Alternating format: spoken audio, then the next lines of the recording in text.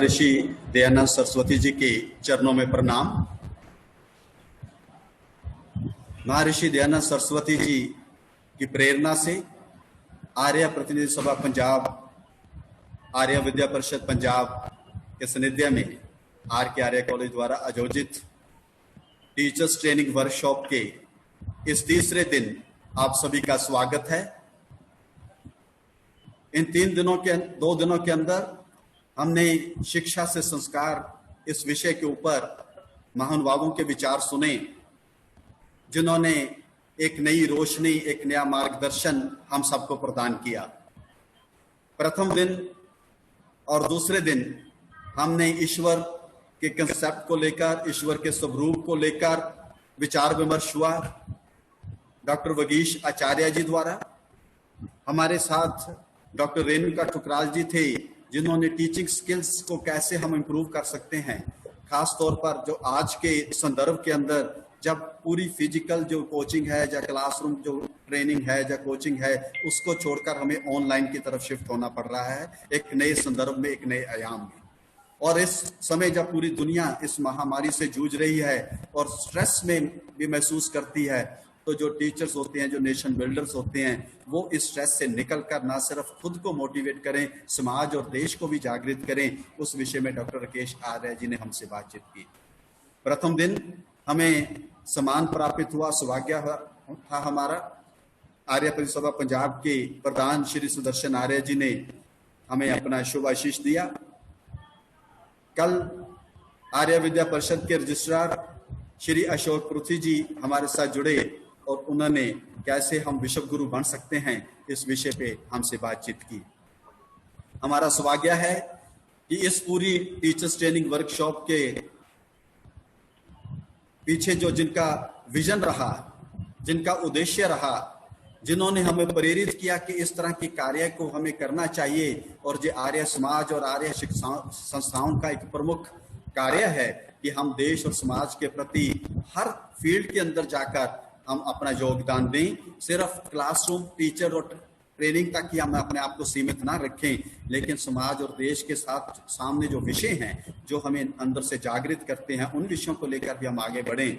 एक ऐसे महानुभाव जिन्होंने इस कार्य को अभी इस टीचर्स ट्रेनिंग वर्कशॉप के माध्यम से ही, ये विजन नहीं है, पिछले लगभग 4 दशकों से वो इस कार्य से एक्टिवली जुड़े हुए हैं, और ना सिर्फ किसी एक प्रांत या सिर्फ किसी एक कस्बे या शहर तक सीमित हैं, अपितु पूरे देश में इस कार्य को आगे फैलाने के लिए वो हमेशा से प्रयासरत रहते हैं।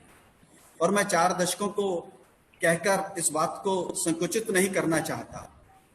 वास्तव में वो अपनी एक जो पारिवारिक जो सोच है आर्य समाज के प्रति निष्ठा की, आर्य विचारधाराओं के प्रति, वो पंडित देवेंद्र कुमार जी से लेकर उसको आगे बढ़ाने के लिए जो प्रयासरत हैं, मेरा मानना है उनके सुपुत्र श्री प्रेम भारद्वाज जी, जो पहले हमें प्रधान, हमारे मैनेजिंग कमेटी के प्रधान के नाते भी हमारा मार्गदर्शन करते रहे, आजकल वो आर्य प्रतिसभा पंजाब के महामंत्री के नाते भी वो दायित्व निभा रहे हैं। और इस पूरे वर्कशॉप, इस टीचर्स ट्रेनिंग वर्कशॉप का जो सारा आयाम बनाया गया और उसके पीछे जो पूरा समर्थन और पूरा सहायता जो उन्होंने प्रदान की पर्दे के पीछे रहकर, मैं आज हमें बड़ा खुशी हो रही है इस बात को जानते हुए कि आज के दिन की जो शुरुआत है उनके मार्गदर्शन से हमें मिलने का सौभाग्य प्राप्त हुआ है। अब मैं निवेदन करूंगा आर्य प्रतिसभा पंजाब के महामंत्री श्री प्रेम भारद्वाज जी से कि अपना आशीर्वाद और मार्गदर्शन हमें प्रदान करें। श्री प्रेम भारद्वाज। ओम विश्वानि देव सवितर दुरितानि परासुव यद्भद्रं तनयासु। आर्य परिसभा पंजाब के यशस्वी प्रधान आदरणीय श्री सुदर्शन शर्मा जी, जिनके मार्गदर्शन में इस वेबिनार का आयोजन किया जा रहा है। आर्य विद्या परिषद पंजाब के माननीय मेरे भाई अशोक कोठी जी, आर्य कॉलेज मैनेजमेंट कमेटी के प्रधान माननीय विनोद भारद्वाज जी, इस कॉलेज के सम्मानीय प्रिंसिपल डॉक्टर संजीव जावड़ जी, इस कार्यालय का बहुत सुंदर ढंग से संचालन कर रहे कर रहे प्रोफेसर डॉक्टर विनय सोफट जी, भिन्न भिन्न शिक्षण संस्थाओं से जुड़े हुए हमारे प्रधानाचार्य और बहुत ही श्रद्धा के योग्य प्राध्यापक वर्ग और आदर के योग्य आर्य बंधु। पहले तो मैं आप सबको इस कार्यशाला टीचिंग ट्रेनिंग वर्कशॉप जिसका थीम शिक्षा से संस्कार पर बहुत बहुत बधाई देता हूँ। इस कार्यालय के योजन के पीछे हमारा केवल लक्ष्य यही था कि आज के समाज में मेरे विचार में मनुष्य कहलाने के का सही अधिकारी वही व्यक्ति हो सकता है जिसमें अच्छे गुण और अच्छे संस्कार है, क्योंकि संस्कार है समाज एक जंगल राजा सा ये समाज लगने लगेगा। इसी वर्कशॉप के माध्यम से इस एक संकल्प के साथ कि कैसे इस संस्कारित समाज की संरचना करनी है, इस विषय पर फोकस रखकर काम करना है। मेरे पास शब्द नहीं जिन शब्दों के द्वारा मैं आदरणीय डॉक्टर विकीश आचार्य जी का धन्यवाद कर सकूं, क्योंकि वो हमारे मुख्य वक्ता चारों दिन वो ही रहे, 2 दिन पहले भी और 2 दिन आगे भी वही रहेंगे। क्योंकि इस वेबिनार में उन्होंने अपने विचार पहले 2 दिन उनका जिस विषय पर उन्होंने अपने विचार व्यक्त किए वो था एक ईश्वर। हम सबको ये इच्छा एक ऐसा अवसर मिला इन दिनों में। आजकल आपने देखा कि कोविड का समय चल रहा है, लॉकडाउन है, और इस लॉकडाउन में इससे अच्छा इस समय का सदुपयोग कभी और कोई हो नहीं सकता।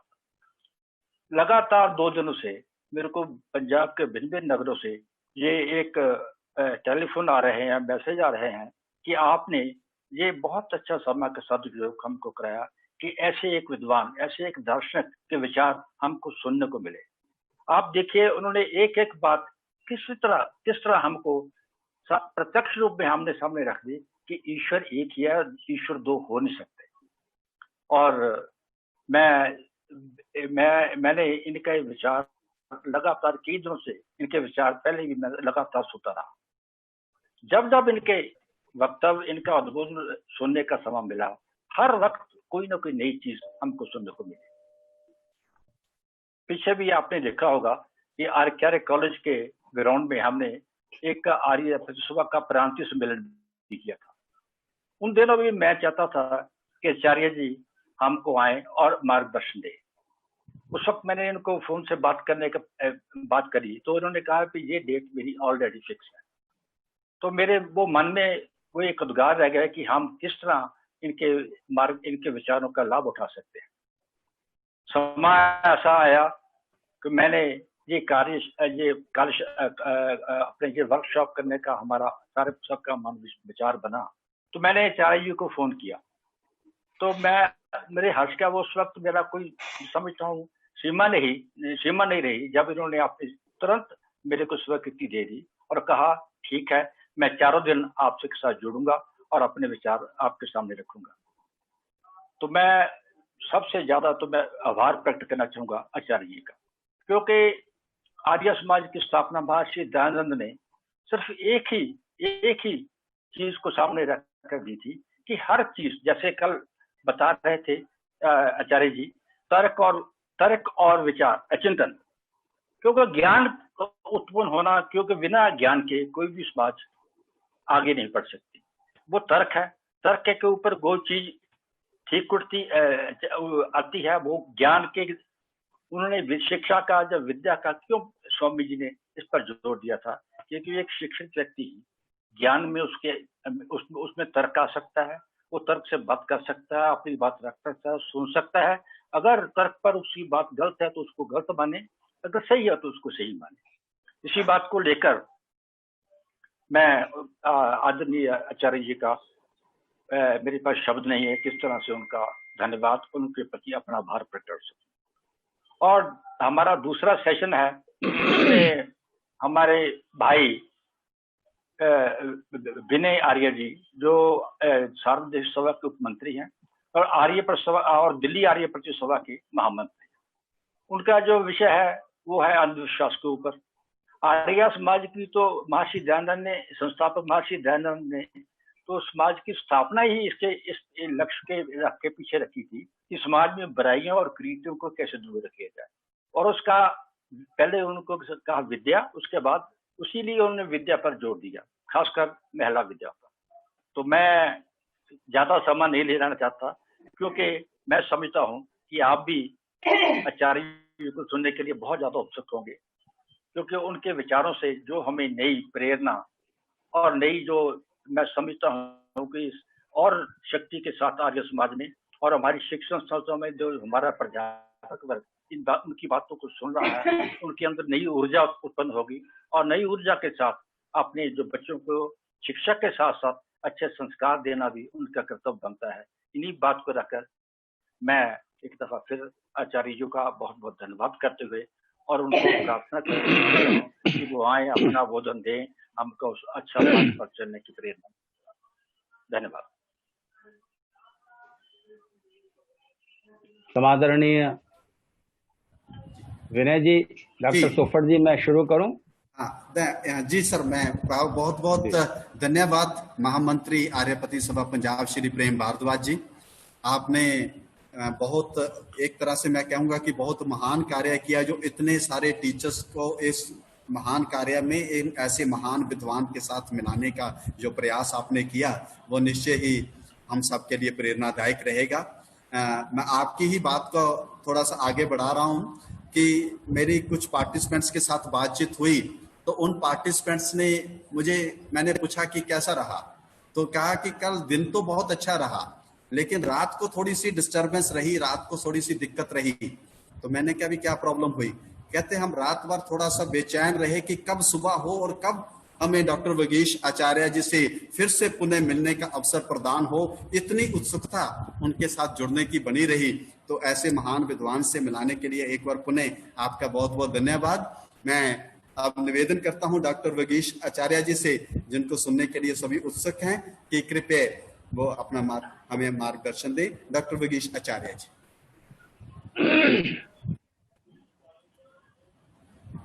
माननीय प्रेम भारद्वाज जी से अभी हम उनके विचार सुन रहे थे, और मुझे बहुत प्रसन्नता है कि इस वेबिनार के माध्यम से आर्य प्रतिनिधि सभा पंजाब और आर्य विद्या परिषद के तत्वावधान में ये कार्यक्रम आयोजित हुआ। और अभी तो इस तकनीक के द्वारा हम आपस में जुड़ पा रहे हैं, लेकिन कभी समय आएगा जब ये कोरोना का संकट दूर होगा, तो मैं साक्षात आप लोगों के सामने आपसे मिलकर और जिस ज़्यादा उत्साह से आपको सम्मुख पाकर मैं बोलने का सुख पा सकूंगा, उस समय की प्रतीक्षा है। कल एक वक्ता कह रहे थे, कल या परसों दूसरे सेशन में जो वक्ता रहते हैं, उनमें से किसी ने ये कहा था कि अध्यापकों में बोलना बहुत कठिन काम है। पर मैं समझता हूं कि जो सुबुद्ध लोग हैं, उनको सामने पाकर और उनसे कुछ बातचीत करने का अवसर पाना एक बड़े सौभाग्य का और प्रसन्नता का विषय होता है। ये बात अलग है, कठिन तो जरूर है। मैंने किसी विचारक की बात पढ़ी थी कि मनुष्य के बच्चे का दिमाग जन्म के साथ ही काम करने लगता है और फिर वो विकसित होता जाता है और तब तक काम करता रहता है जब तक आप सुबुद्ध लोगों के सामने बोलने के लिए खड़े नहीं हो जाते। तो इतने प्रबुद्ध इंटेलेक्चुअल्स जुड़े हुए हों और उनको हम कुछ ऐसी बात बताना चाहें जो वो नहीं जानते या जिसको वो रिजेक्ट नहीं कर देंगे, जो बात उनको अपने काम की लगेगी, ऐसी बातें कह पाना, सोचना और प्रस्तुत करना कठिन होता ही है। लेकिन इसके साथ जीवन की ये भी सच्चाई है कि अगर किसी काम को करने में कुछ कठिनाई ना आती हो, तो समझ लीजिए कि वो काम प्रसन्नता नहीं देगा, उसका फल ज्यादा बड़ा नहीं होगा। इमर्सन ने ये बात कही है कि जिस काम को करने में मुश्किलें ना आती हों, मैं उस काम को करने लायक काम ही नहीं मानता। वो बच्चों का खेल है। फिर तो कुछ तो मुश्किल होना ही चाहिए किसी भी बड़े काम को जिसका फल बड़ा होगा। हम सब बड़ा फल चाहते हैं सुख के रूप में, और उस सुख को पाने और दुख से बचने की कोशिश हमारी जीवन भर चलती रहती है। हमारे जीवन का उद्देश्य क्या है, पर्पज क्या है, अल्टीमेट गोल क्या है, इस बारे में विचारक, दार्शनिक, वैज्ञानिक विचार करते रहते हैं। और जैसा कि स्वाभाविक है, दो बुद्धिमान लोगों के बीच मतभेद न हो, ऐसा कभी होता नहीं। लेकिन अगर दो बुद्धिमान लोग या दो से ज्यादा बुद्धिमान लोग और जितने भी बुद्धिमान लोग अगर पूर्वाग्रह से मुक्त होकर, बिना प्रेजुडिस होकर सोचना शुरू करते हैं, तो मतभेद तो रहते हैं शुरू में, लेकिन बाद में अगर वो बिना प्रेजुडिस हुए सोचते हैं तो बाद में उनके मतभेद दूर हो जाते हैं और उन सब में मतैक्य हो जाता है, फिर वो एक मत हो जाते हैं। इसीलिए गुरु नानक जी ने कहा था, 100 सयाने एक मत। जो सचमुच सयाने हैं, जो सचमुच बुद्धिमान लोग हैं, शर्त बस इतनी है कि वो प्रेजुडिस न हो। बुद्धिमत्ता की पहचान ये है कि आप सत्य और असत्य का निर्णय कर सकें। तो सत्य और असत्य का निर्णय कर सकेंगे तभी जब आप प्रेजुडिस नहीं होंगे, नहीं तो आप असत्य को सत्य सिद्ध करने के लिए नए नए लॉजिक ढूंढने की कोशिश करते रहेंगे और तब मतभेद कभी समाप्त नहीं होंगे। तो वैज्ञानिकों और दार्शनिकों के बीच मतभेद बने रहते हैं जब तक सत्य और असत्य का निर्णय नहीं हो जाता। कुछ बातें ऐसी हैं, कुछ पॉइंट्स ऐसे हैं जिन पर एक मत होना पड़ता है, वहां आर्गुमेंट की गुंजाइश ही नहीं रहती, कोई गुंजाइश नहीं रहती। ऐसे सिद्धांत जहां पर अब आर्गुमेंट की गुंजाइश खत्म हो गई और जिनको सब स्वाभाविक रूप में, सहज रूप में मानने को तैयार हैं, उन सिद्धांतों को, उन थियरीज को एक्सियम कहा जाता है। स्वतः सिद्ध, जो अपने आप प्रूव्ड हैं, जिन बातों को प्रूव करने के लिए किसी और प्रूफ या एविडेंस की जरूरत नहीं है, वो एक्सियम है। सूरज निकल रहा है, सूरज निकला या नहीं ये जानने के लिए आप टॉर्च जलाकर नहीं देखते, सूरज की रोशनी उसके होने का खुद प्रमाण होती है। इसी तरह से कुछ थियरीज ऐसी हैं जो अपने आप में प्रमाण हैं, जिनको प्रमाणित करने की जरूरत नहीं। उनमें से एक थियरी यही है कि जीवन का उद्देश्य क्या है। इस बारे में सबको सहमत होना पड़ता है। यद्यपि इसके बावजूद बहुत से विचारक ऐसे हैं जो ये कहते हैं कि जीवन का कोई उद्देश्य नहीं है, बस जीवन जीते चले जाओ, यही इसका उद्देश्य है। तालस्ताय जैसे विचारक ने भी ये बात कही। पर मैं आपसे कहना चाहता हूं कि आप सिर्फ जब विचार के तल पर होते हैं और अपने विचारों को ही प्रायोरिटी देते हैं, तब तक मतभेद समाप्त नहीं हो सकते और आप सत्य तक नहीं पहुंच सकते। लेकिन जब कोई चीज, जब कोई सत्य प्रत्यक्ष हो जाता है, वहां पर विचार अपने आप रुक जाता है।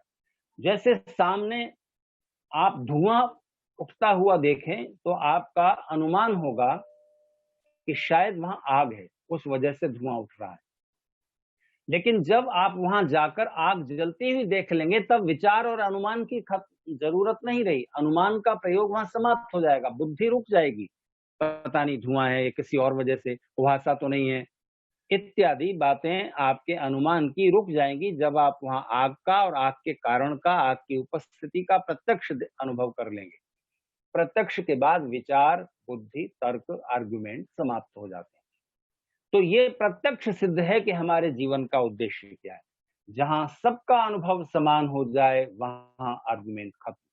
हम सबका अनुभव है, हम सब क्या चाहते हैं जीवन में? सुख पाना चाहते हैं। मनुष्य ही नहीं, बाकी सारे पशु पक्षी प्राणी भी सब सुख पाना चाहते हैं। कोई भी प्राणी जानबूझकर ऐसा कोई काम नहीं करता जिसका परिणाम दुख हो। सभी सुख पाना चाहते हैं और दुख से बचना चाहते हैं। इस बारे में किसी आर्गुमेंट की जरूरत नहीं है। इसलिए सबका अनुभव ये प्रमाणित करता है कि हम सबके जीवन का उद्देश्य सुख और आनंद की प्राप्ति है।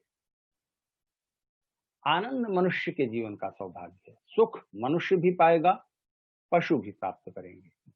सुख इंद्रियों से संबंधित है, जो फिजिकल डिजायरल एंजॉयमेंट है वो सुख है, और उससे ऊपर बुद्धि का, मन का और आत्मा का जो आनंद, जो सुख है, उसे आप आनंद कहिए। जहां इंद्रियों की भूमिका, सेंसेस का रोल कम से कम होता जाता है, वहां आप सुख से आनंद के क्षेत्र में प्रवेश करते जाते हैं। इस समय आप जो मेरी बात सुन रहे हैं कई दिन से, तो ये सुख है कि आनंद है? ये जीभ का सुख नहीं है, ये नाक का सुख नहीं है, ये आंखों का सुख नहीं है, ये कान का सुख भी नहीं है, कान से तो सिर्फ शब्द आपके मन तक पहुंच रहे हैं, ये मस्तिष्क का सुख है, ये बुद्धि का सुख है, इंद्रियों से थोड़ा पार पहुंचे हैं आप। तो सुख और आनंद में अंतर है। तो सुख तो सब पाना चाहते हैं, तो हमारे जीवन का उद्देश्य निश्चित हुआ सुख और आनंद।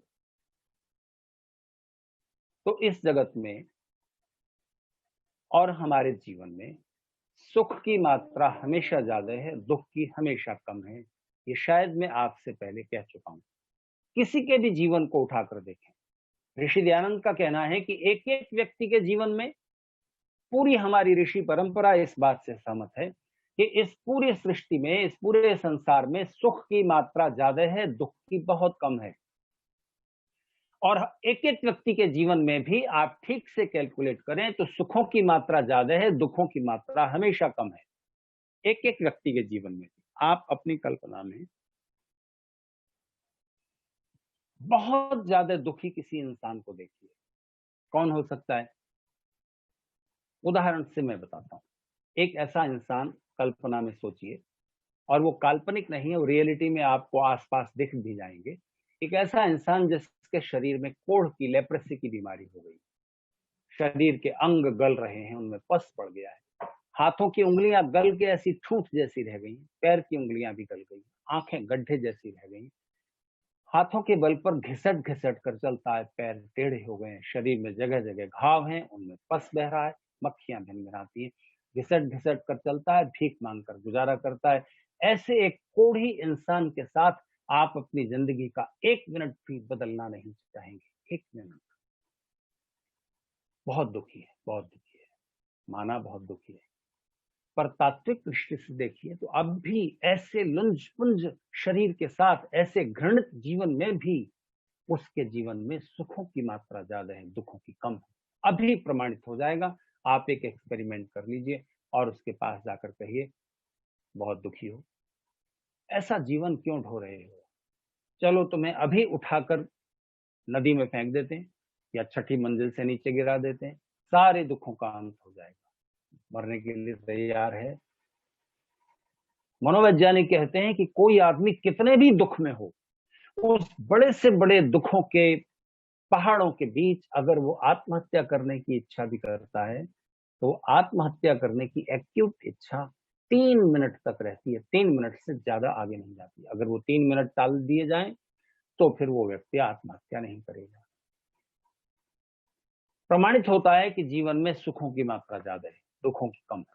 कोई व्यक्ति कितना भी दुख में हो, सुख पाने के साधन उसके पास हमेशा बने रहते हैं और बाहर सुख भी बिखरा रहता है।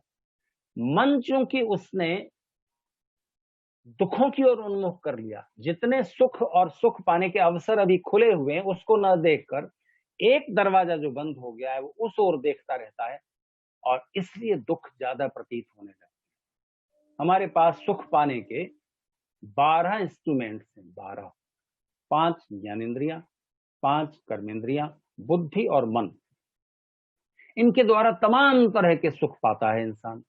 आंखों से तरह तरह के सुंदर सीन है, कानों से तरह तरह के सुंदर शब्द सुनता है, रोज एक नया गीत सुने, रोज एक नई ट्यून सुने, जिंदगी खत्म हो जाएगी। वो नया नया संगीत, नई नई धुनें खत्म नहीं होती। रोज एक नया परफ्यूम लगाइए, इतने परफ्यूम बनते हैं, इतनी सुगंध है जगत में, रोज एक नई सुगंध लीजिए, जीवन छोटा हो जाएगा, सुगंधें खत्म नहीं होंगी।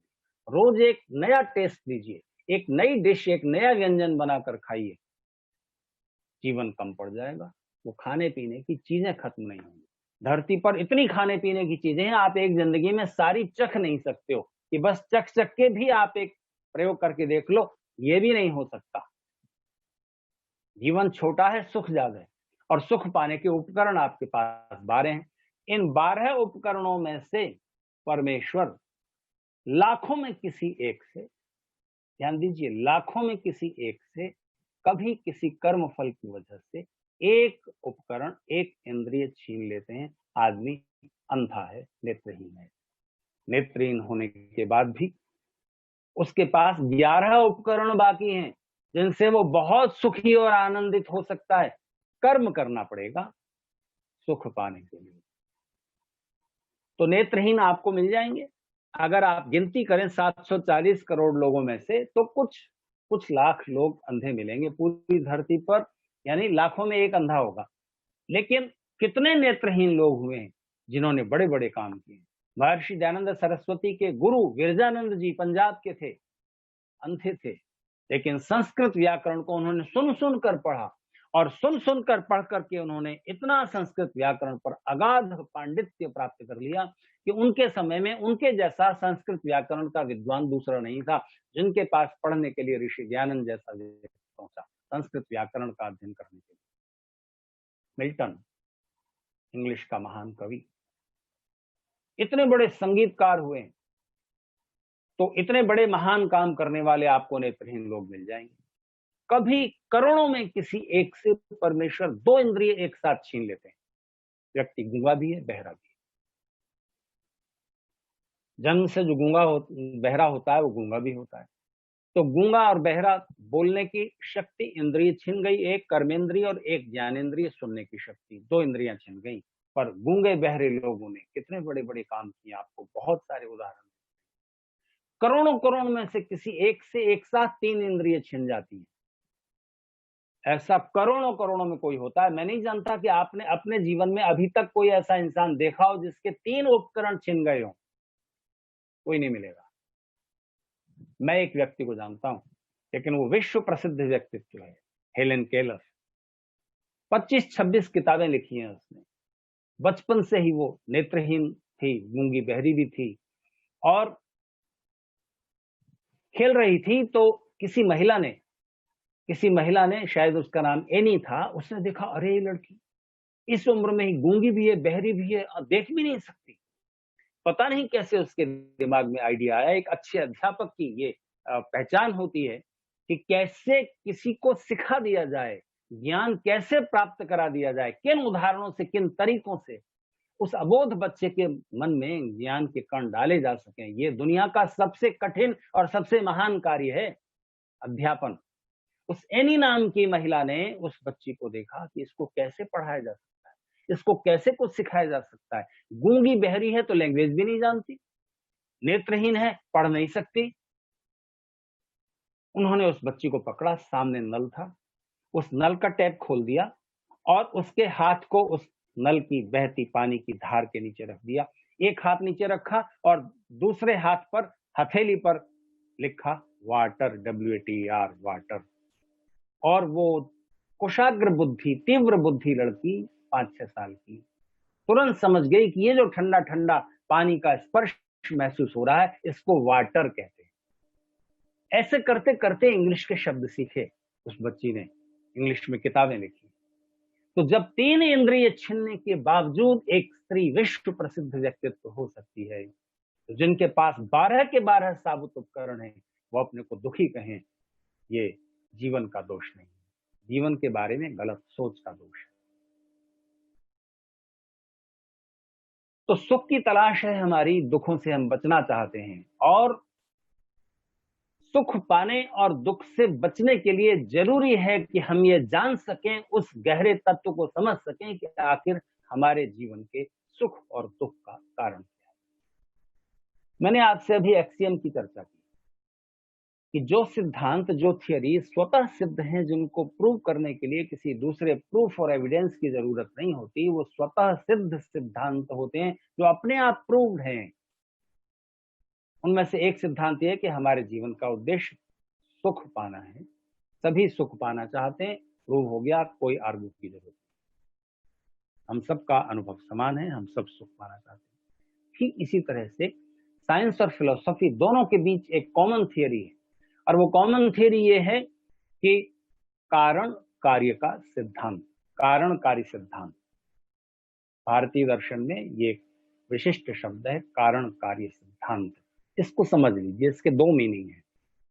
दुनिया में कोई भी कार्य, यानी कोई कार्य कहते हैं कोई भी बनी हुई चीज, कोई भी बनी हुई, ये बनाई हुई चीज है जो कभी बनी थी, ये किसी ने बनाई थी, उसको कार्य कहते हैं। जैसे आपके सामने रखी हुई टेबल, आपके सामने रखा हुआ कोई भी बनी हुई चीज, तो जो भी बनी हुई चीज है उस कार्य का कोई न कोई कारण यानी कोई न कोई बेसिक एलिमेंट है, कोई न कोई फंडामेंटल एलिमेंट है, कोई मूल तत्व है जिससे वो चीज बनी है। आपके सामने जो टेबल है वो बनी हुई है, बनाई हुई है और किसी तत्व से बनी है, लकड़ी से बनी है, फिर लकड़ी भी किसी चीज से बनी है, फिर वो तत्व भी किसी चीज से बने हैं। तो इस पूरे जगत में जितनी भी चीजें हमें दिखाई देती हैं उनका कोई फंडामेंटल एलिमेंट्स हैं जिनसे मिलकर वो चीजें बनी है, बनती है। कारण कार्य सिद्धांत का मतलब ये हुआ कि जिस चीज को बनाने के लिए जो फिक्स्ड एलिमेंट चाहिए वही लेना पड़ेगा। अगर आपको तेल चाहिए तो आप बालू से नहीं ले सकते। अगर आपको तेल चाहिए तो तेल जहां है वहीं से लेना होगा, तिल से, सरसों से। आपको दही चाहिए तो आप पानी से नहीं जमा सकते, आपको दूध लेना पड़ेगा। नहीं तो आप पानी से दही जमा लो, पानी में पूड़ियां तल लो, पकौड़ियां तल लो, ऐसा तो नहीं होगा ना। अगर ऐसा होने लग जाए कि किसी भी चीज से कुछ भी हो जाए तब फिर साइंस की, रिसर्च की कोई जरूरत नहीं है, फिर तो कुछ पता ही नहीं ना किससे कब क्या हो जाएगा। तो कारण और कार्य आपस में रिलेटेड है और निश्चित है इस कार्य का ये कारण है, ये एलिमेंट है। सारी केमिस्ट्री खत्म अगर कारण निश्चित नहीं है। इन केमिकल्स को मिलाकर ये एक नई चीज तैयार होती है और वो निश्चित है, वो नियम अनुसार है, वो नियम बदलते नहीं। हाइड्रोजन ऑक्सीजन को मिलाकर ही पानी बनेगा, हाइड्रोजन नाइट्रोजन को मिलाकर तो नहीं बनेगा, तो निश्चित है। कारण कार्य सिद्धांत का दूसरा मीनिंग हुआ कार्य यानी कोई भी घटना। कोई भी घटना अगर होती है इस जगत में, एक पत्ता भी कहीं गिरता है, एक धूल का कण भी कहीं हिलता है, कोई भी मूवमेंट होता है, कोई भी इवेंट होती है, कोई भी घटना होती है, तो उसका कोई न कोई कारण, कोई न कोई रीजन, कोई न कोई रूट कॉज जरूर है। तो कार्य शब्द के दो मतलब हो गए, एक तो कोई बनी हुई चीज और दूसरा कोई भी घटना। और कारण शब्द के भी दो मतलब हो गए, कोई फंडामेंटल एलिमेंट और दूसरा कोई न कोई रूट कॉज, कोई न कोई रीजन। तो जब यह सिद्धांत है कि हर कार्य का कोई न कोई कारण है, कोई न कोई रीजन है, कोई न कोई रूट कॉज है, तो हमारे सुख दुख का भी कोई न कोई कारण होना चाहिए कि नहीं होना चाहिए। बिना कारण के कार्य नहीं होता। तो फिर हमारे जीवन में जो भी सुख दुख आते हैं वो अचानक यूं ही आ जाते हैं बिना कारण, या उसके पीछे कारण है? तो कुछ सुख दुख का कारण साफ दिखाई देता है, साफ दिखाई देता है। कर्म के सिद्धांत से चाहे कोई ईश्वर को मानता हो ना मानता हो, कर्म के सिद्धांत को डिनाई नहीं कर सकता, क्योंकि वो साफ दिखता है, कर्म का फल मिलता हुआ साफ दिखाई देता है।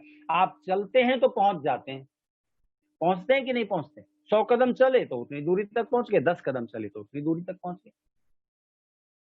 तो कर्म के साथ जुड़ा हुआ ये एक और नियम आपसे चर्चा करूं, वो नियम भी अटल है, उसका उल्लंघन नहीं होता, कभी होता हुआ नहीं दिखता। आप करते हैं और आप मिलता हुआ देखते हैं, उसका परिणाम देखते हैं। कर्म किया और उसका फल हुआ, आप चले और पहुंचे, आपने पढ़ा और ज्ञान प्राप्त हुआ, आपने मेहनत की और आपको धन मिला।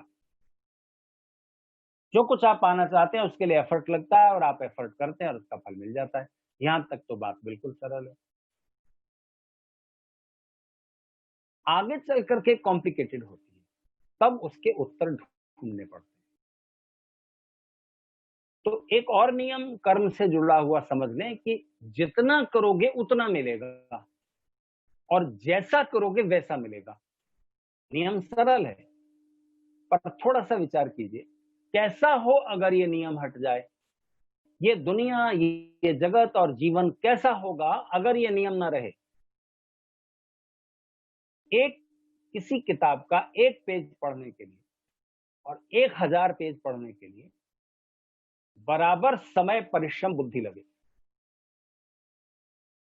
कार से 1 किलोमीटर जाने के लिए और 100 किलोमीटर जाने के लिए बराबर पेट्रोल खर्च हो और बराबर समय लगे। हवाई जहाज से दिल्ली से मुंबई जाने के लिए और दिल्ली से न्यूयॉर्क जाने के लिए बराबर पेट्रोल खर्च हो और बराबर समय लगे। 1 रुपया कमाने के लिए और 1 करोड़ रुपए कमाने के लिए बराबर समय, परिश्रम और बुद्धि लगे, तो जीवन कैसा हो जाएगा? फिर कोई नियम रह जाएगा? इसलिए ये नियम है, और ये नियम होना जरूरी है कि जितना करो उतना मिले। न्याय का नियम तो यही, जितना करो उतना मिले, उससे ज्यादा नहीं, उससे कम नहीं। और उसके साथ फिर ये कि जैसा करोगे वैसा मिलेगा, इधर उधर नहीं होगा। आप अपने समय और परिश्रम को जिस तरह के एरिया में, जिस तरह के क्षेत्र में इस्तेमाल करेंगे, वैसा फल हो जाएगा।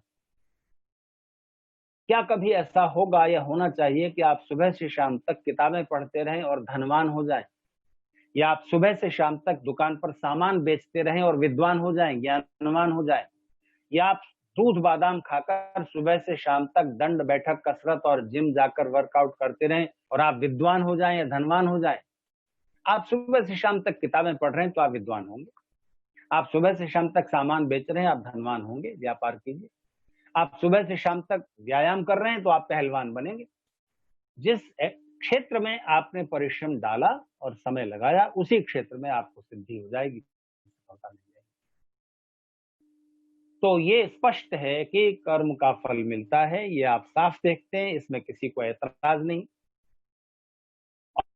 और जितना करते हैं उतना मिलता है, और जैसा करते हैं वैसा मिलता है, इसमें भी कुछ दूर तक किसी को ऐतराज नहीं है। परेशानी कहाँ शुरू होती है? जब हम इससे और गहराइयों में जाते हैं कि किसी ने ज्यादा मेहनत की और उसे नहीं मिला। चलने के लिए बराबर प्रयास किया, एयरपोर्ट जा रहे थे और बड़ी कोई बिजनेस डील थी, बड़ा कोई जरूरी काम था जिसके लिए आपको फ्लाइट पकड़नी थी। आप समय पर निकले और रास्ते में ऐसा ट्रैफिक जाम मिला कि आप चाह कर भी नहीं पहुंच सके, या रास्ते में आपकी कार खराब हो गई और उसको ठीक करने में इतना टाइम चला गया और कोई साधन मिला नहीं कि जिससे आप लिफ्ट ले पाते, एयरपोर्ट पहुंच पाते, और सारा काम खराब हो गया। इससे उल्टा भी होता है।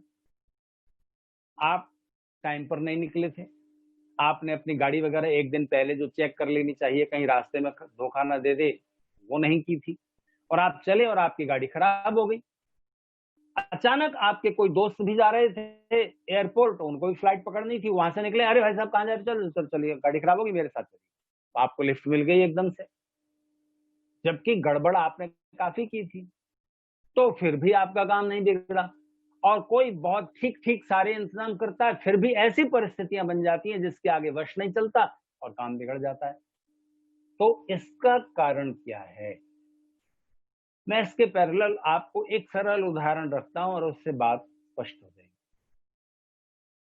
एक बात तो मानकर चलिए कि ईश्वर है तो न्यायकारी होना चाहिए।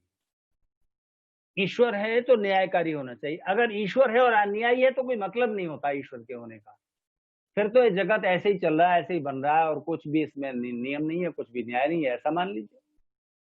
तो ईश्वर को भी मानते हो और न्यायकारी नहीं मानते, ये चीज साथ साथ नहीं होगी। तो ईश्वर है तो न्यायकारी है। तो अब मैं आपके सामने एक उदाहरण रखता हूँ। एक सज्जन जा रहे हैं रास्ते पर और फिसल कर गिर गए। फिसल कर गिरे और उठ खड़े हो गए, कपड़े झाड़े और झाड़ कर चल दिए। बस चलते चलते गिरने से जितनी शरीर को ठेस लगती है वो उतनी सी चोट लगी, जो कि थोड़ी मिनटों में ठीक हो जाएगी। थोड़ा कपड़े मैले हो गए धूल मिट्टी से, इतना सा कष्ट हुआ। उठ करके कपड़े झाड़ के चल दिया और थोड़ी शर्मिंदगी, आसपास लोगों ने देख लिया, अरे देखो गिर गए।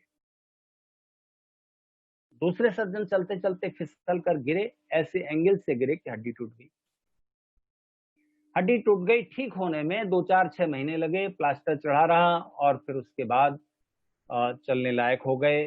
फिजियोथेरेपी करनी पड़ी, साल भर तक का कष्ट उठाया और फिर स्वस्थ हो गए।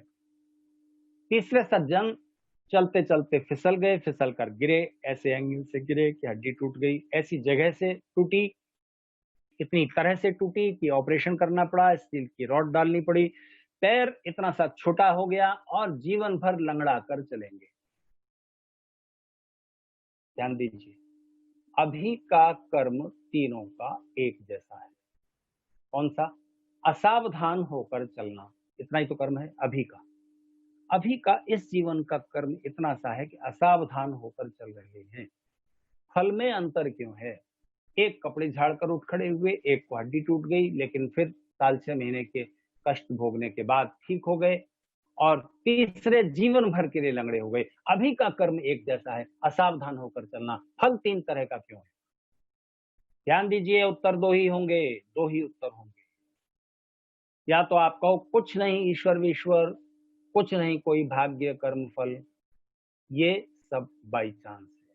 वो ऐसे एंगल से गिर गए, वो ऐसे एंगल से गिर गए, वो ऐसे एंगल से गिर गए, बस ये तो संयोग था, चांस था, इसमें कोई कर्म फल और ऐसी कोई बात नहीं।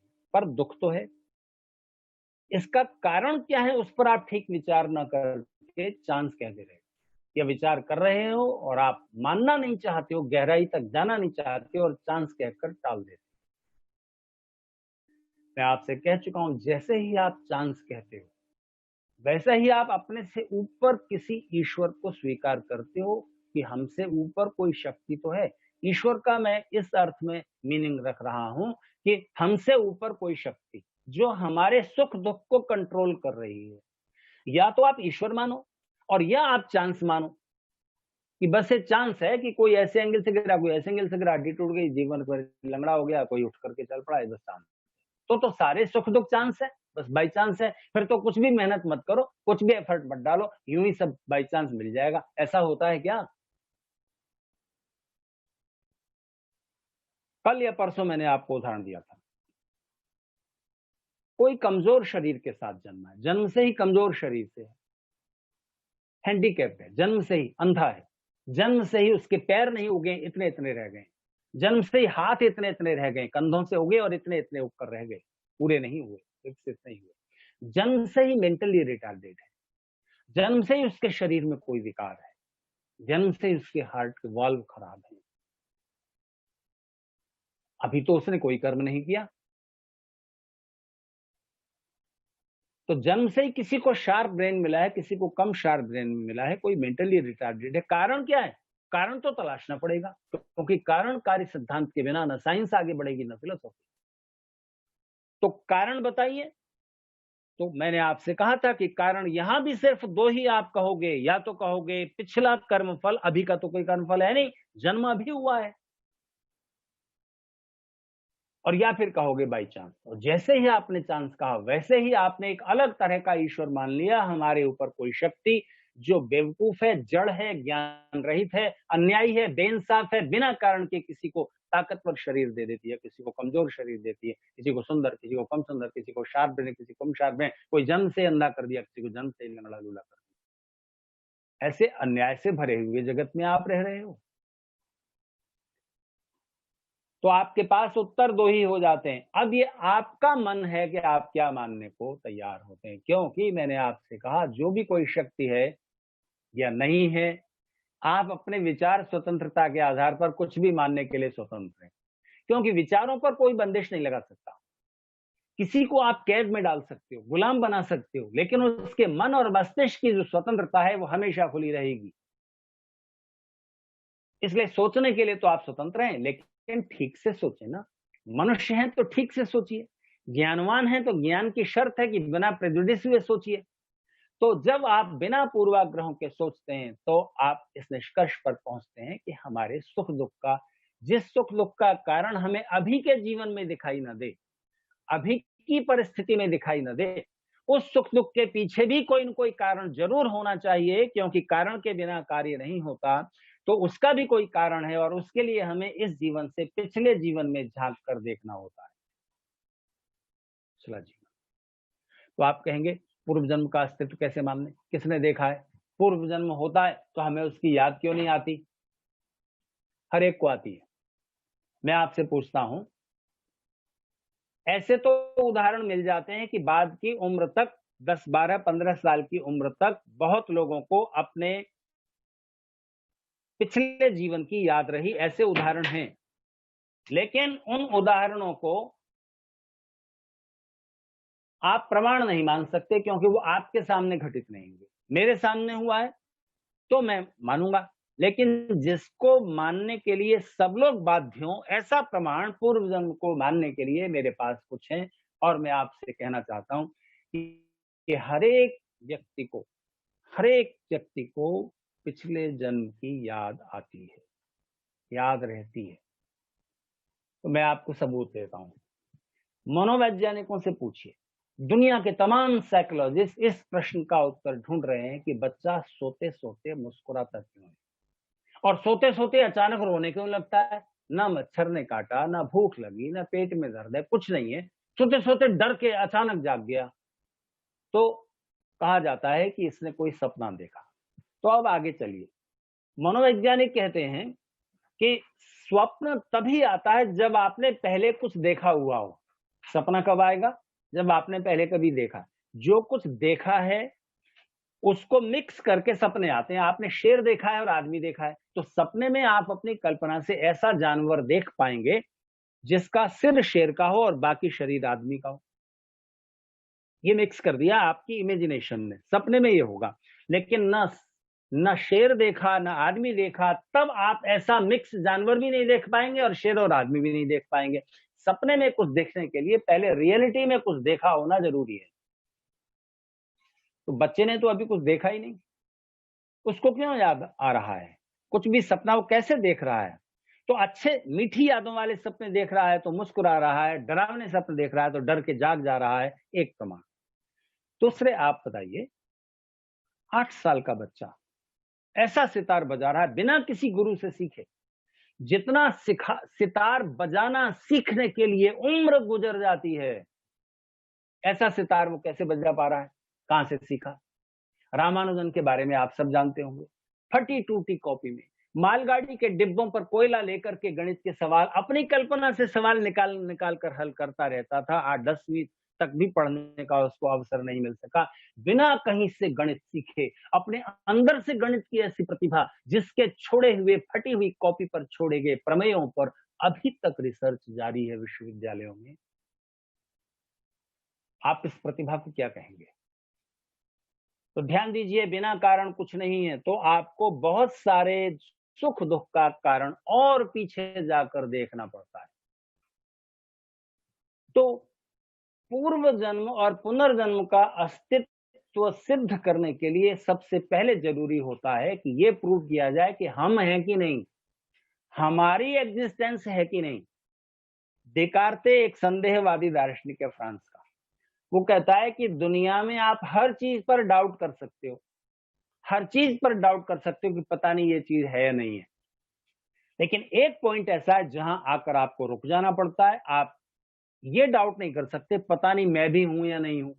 अपनी एग्जिस्टेंस के बारे में, अपने होने के बारे में कोई कभी डाउट नहीं कर सकता, क्योंकि हमारा होना बस हमारे होने से प्रूव्ड है। हम अपने होने के लिए कोई एविडेंस मांगते हैं क्या कि मैं भी हूं या नहीं हूं? सरकारी ऑफिस में आप ही हैं ये एविडेंस मांगा जाता होगा, और आप अपने लिए अपने होने का प्रमाण किसी से नहीं मांगते। सूरज का होना उसके प्रकाश से प्रमाणित है, आपका होना बस आपके एहसास से प्रूव है कि आप हैं। आप कोई और प्रूफ और एविडेंस चाहते हैं कि आप अपने होने को प्रूव करने के लिए? तो आप हैं। ठीक इसी तरह से जैसा आपका होना आपके अपने एहसास से प्रूव होता है, इसी तरह आप बॉडी नहीं है, बॉडी से सेपरेट हैं, शरीर से अलग आपकी एग्जिस्टेंस है, ये भी आपके एहसास से ही प्रूव हो जाता है। मैं एग्जांपल देता हूं, हम में से किसी का हाथ कट के अलग हो जाए, पैर टूट के अलग हो जाए, कान कट जाए, नाक कट जाए, शरीर का कोई एक अंग कटकर अलग हो जाए, तो हम में से किसी का एहसास ये बोलता है कि मैं कट गया या मैं कुछ कम हो गया? अंदर अंदर बैठी हुई वो सत्ता जो शरीर से सेपरेट अपने को महसूस करती है, वो ये जानती है कि मेरे शरीर का एक पार्ट कम हो गया, मैं तो उतना ही हूं। शरीर तो कम हो गया है, पर मैं चूंकि शरीर से अलग हूं, शरीर से सेपरेट मेरी सत्ता है, इसलिए मैं अपने होने के बारे में कभी डाउट नहीं करता कि मैं कम हो गया, मैं उतना ही। जब हम इतने से थे, जन्म के बाद का आपका फोटो आपको दिखाया जाए अभी, और आपके माता पिता ये ना बताएं कि ये तुम्हारा ही फोटो है, तो आप कभी नहीं पहचान सकेंगे कि आपका ही फोटो है। शरीर कितना बदल गया। वैज्ञानिक बताते हैं कि आपके शरीर के सारे सेल्स कुछ ही समय में सारे चेंज हो जाते हैं और उनकी जगह नए सेल्स ले लेते हैं। पुरानी कोशिकाएं मर गई, उनकी जगह नई कोशिकाओं ने ले ली। शरीर लगातार बदल रहा है, लेकिन इस लगातार बदलते जाने वाले शरीर के अंदर एक ना बदलने वाली सत्ता बैठी है, तो बराबर ये महसूस करती है मैं तो वही हूं, मैं तो वही हूं। तो कौन सुख दुख का एहसास कर रहा है? हाथ नहीं। हाथों के द्वारा सूचनाएं आपके ब्रेन तक पहुंचती हैं, तो सुख दुख का एहसास और जो कुछ आप जान समझ रहे हैं और महसूस कर रहे हैं, ये सब तो ब्रेन कर रहा है, आत्मा कहाँ है? साइंटिफिक एक क्वेश्चन हो सकता है। ये सब तो काम ब्रेन का है। ब्रेन करता रहता है या आत्मा वात्मा कुछ नहीं। लेकिन ध्यान दीजिए, आप ब्रेन नहीं हैं, आप ब्रेन के भी बियॉन्ड हैं। 2 लॉजिक देता हूं। एक, आप किसी पार्टी में गए, वहां खाने पीने की बहुत स्वादिष्ट चीजें रखी हुई हैं। आपको पसंद है गोलगप्पे, चाट, पकौड़ी और दही भल्ला। खांसी हो रही है बहुत दिनों से, गला खराब है और टीचिंग का आपका प्रोफेशन है, और गला खराब हो गया तो बुखार आएगा, फिर एंटीबायोटिक खाने पड़ेंगे, उसके फिर साइड इफेक्ट्स होंगे। तो आपके मन में एक विचार आता है कि ये मत खाओ, ना गोलगप्पा, ना चाट, ना टिक्की, ना दही भल्ले, कुछ नहीं खाना, नहीं तो गला खराब हो जाएगा, डॉक्टर ने मना किया है। पैरेलल इसी समय मन में दूसरा विचार, दूसरी भावना उठती है, खा लो ना, क्या फर्क पड़ता है एक बार खाने से, तो अब दवा खा लेंगे या गर्म पानी पी लेंगे, कुछ कर लेंगे, जरूरी थोड़ी है कि गला खराब हो ही जाए। फिर विचार आता है, नहीं नहीं, गला पहले से खराब है, एक दिन नहीं खाएंगे तो क्या मर जाएंगे, ये चीजें क्या फिर नहीं मिलेंगी, फिर मैं क्या बोलूंगा, क्या कैसे भाषण दूंगा और कैसे क्लास लूंगा। तो मन में ये द्वंद्व उठता है, कॉन्फ्लिक्ट होता है। अब इस झगड़े में कौन है जो डिसाइड करता है कि नहीं नहीं खाते? ये कौन डिसाइड करता है? जो डिसाइड करता है वो आप है, वो ब्रेन नहीं है। एक दूसरा उदाहरण देखिए, हमारे ब्रेन में मैकेनिकल प्रोग्राम है। ब्रेन तो एक मशीन है ना, कंप्यूटर की तरह, लेकिन ब्रेन को यूज कौन कर रहा है, इस दिशा में, इस दिशा में। आप फिजिक्स पढ़े कि केमिस्ट्री, फिलोसफी पढ़े कि कुछ और, ये तय कौन करता है? ब्रेन तो नहीं करता। मन में भावनाएं हैं, ब्रेन में मेमोरी है, इंटेलेक्ट है, समझने की कैपेसिटी है, लेकिन डिसाइडिंग फैक्टर कुछ और है।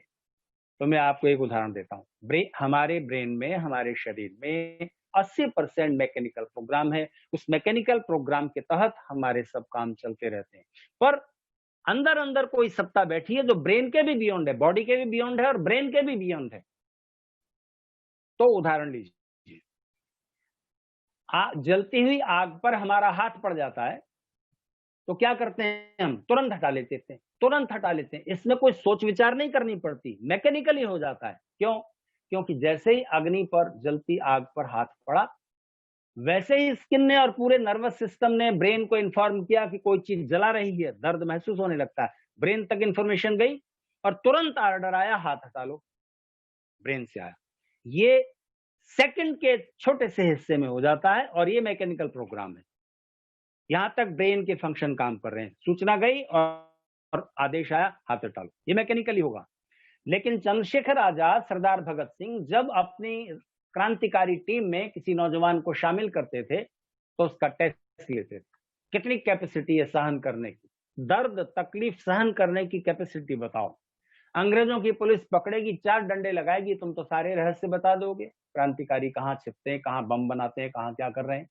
तो टेस्ट दो, तो जलती मोमबत्ती पर हाथ रखो, देखें कब तक नहीं हटाते हो।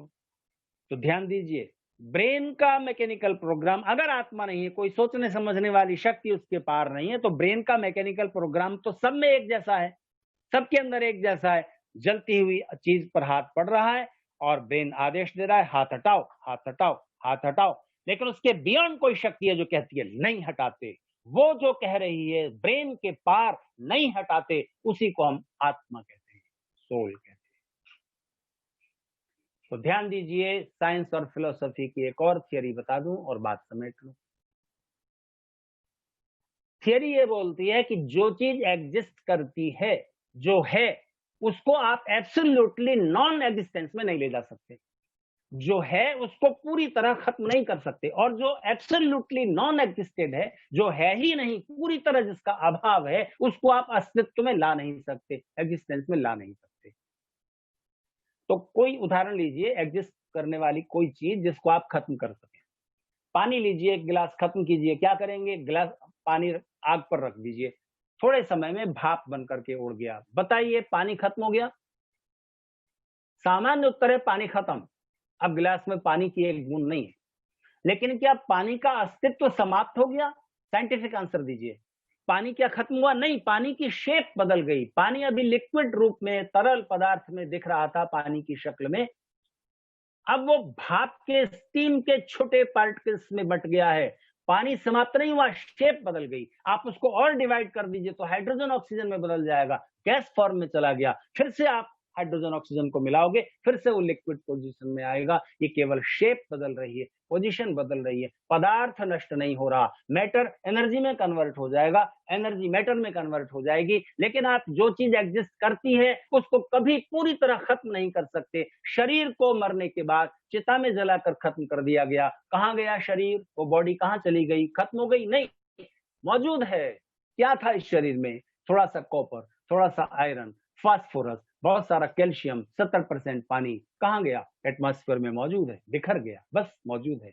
तब फिर उस बॉडी के अंदर वो सत्ता जो अपने होने को महसूस करती थी कि मैं ये हूं, ये मेरा शरीर, ये मेरा हाथ, ये मेरे पैर, ये मेरी पत्नी, ये मेरे पति, ये मेरे माता पिता, ये मेरे भाई बंधु सखा, जो ये महसूस करती थी, वो भी नष्ट कैसे हो सकती है? जो 2 या 2 से ज्यादा पार्ट्स को मिलाकर चीज बनी है, उसको आप 2 या 2 से ज्यादा पार्ट्स में डिवाइड कर सकते हो। जो एक ही यूनिट है उसे आप 2 हिस्सों में नहीं बांट सकते। आत्मा एक ही यूनिट है, वो नष्ट नहीं हो सकती, वो हमेशा से थी। तो इस शरीर में आने से पहले वो कहाँ थी? किसी और शरीर में। उससे पहले कहाँ थी? किसी और शरीर में। इस शरीर के बाद कहाँ होगी? किसी और शरीर में। करेगी क्या? सुख दुख का अनुभव। सुख दुख कैसे प्राप्त होंगे? आपके कर्म करने के तरीके से। तो कर्म करने का कौशल किस तरह संभाला जाए कि हमारे सुख बढ़ जाएं और दुख रिड्यूस होते चले जाएं, और कौन से वो कारण हैं कि हमारा जो सुख दुख है, बहुत मेहनत करने पर भी हमें उतना सुख नहीं मिला जितना हम चाहते थे, और दूसरे को बहुत कम करने से ज्यादा मिल गया। और क्या कारण है कि हम देखते हैं कि बुरा काम करने वाले बेईमान, छली, कपटी, चोर, डकैत, लेट, लुटेरे बड़े बड़े राजा बादशाह बन गए, धनवान हो गए, ऊंची पोस्ट पर पहुंच गए, और बेईमान लोग सुखी देखे जा रहे हैं, और ईमानदार, सच्चे, अच्छे लोग दुखी और दरिद्र पाए जा रहे हैं।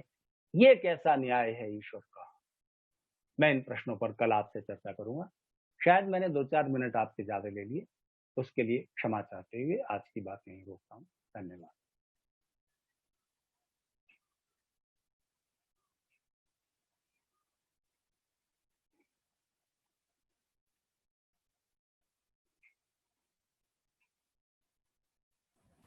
बहुत बहुत धन्यवाद डॉक्टर वगीश आचार्य जी। बहुत ही सुंदर शब्दों में कि कैसे व्यक्ति अपने जीवन में कर्म कर सकता है और उस कर्म को करते करते कैसे दुख सुख के भाव से मुक्त हो सकता है, इस विषय पे आपने बहुत ही सुंदर विचार सभी के सामने रखे। एक बार पुनः आपका बहुत बहुत आभार। हमें अत्यंत खुशी हुई ऐसे विचार सुनकर, और कल भी हम ये लाभ उठाना चाहेंगे। तो एक बार बहुत बहुत धन्यवाद डॉक्टर वगीश आचार्य जी। अब हम दूसरे सत्र की ओर बढ़ेंगे।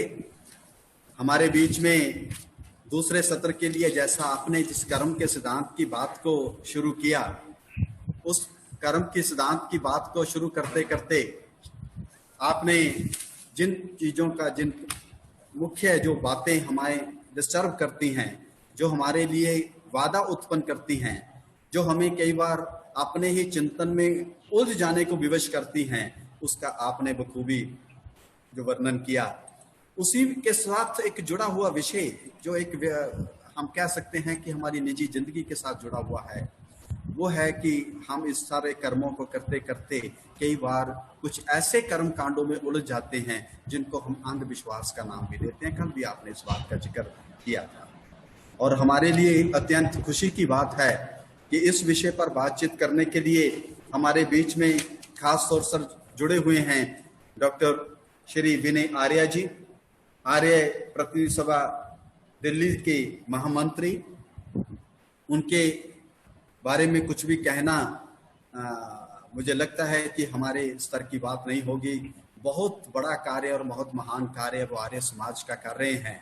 मैं उसके लिए कुछ बातें आपके साथ समक्ष रखूंगा, लेकिन उससे पहले मैं निवेदन करता हूं आर्य प्रतिनिधि सभा पंजाब के महामंत्री श्री प्रेम भारद्वाज जी से कि वो अपना कुछ इस विषय के ऊपर भी और विनय आर्य जी के संबंध में भी हम सभी को उनकी जानकारी दें और अपने विचार रखें। श्री प्रेम भारद्वाज जी।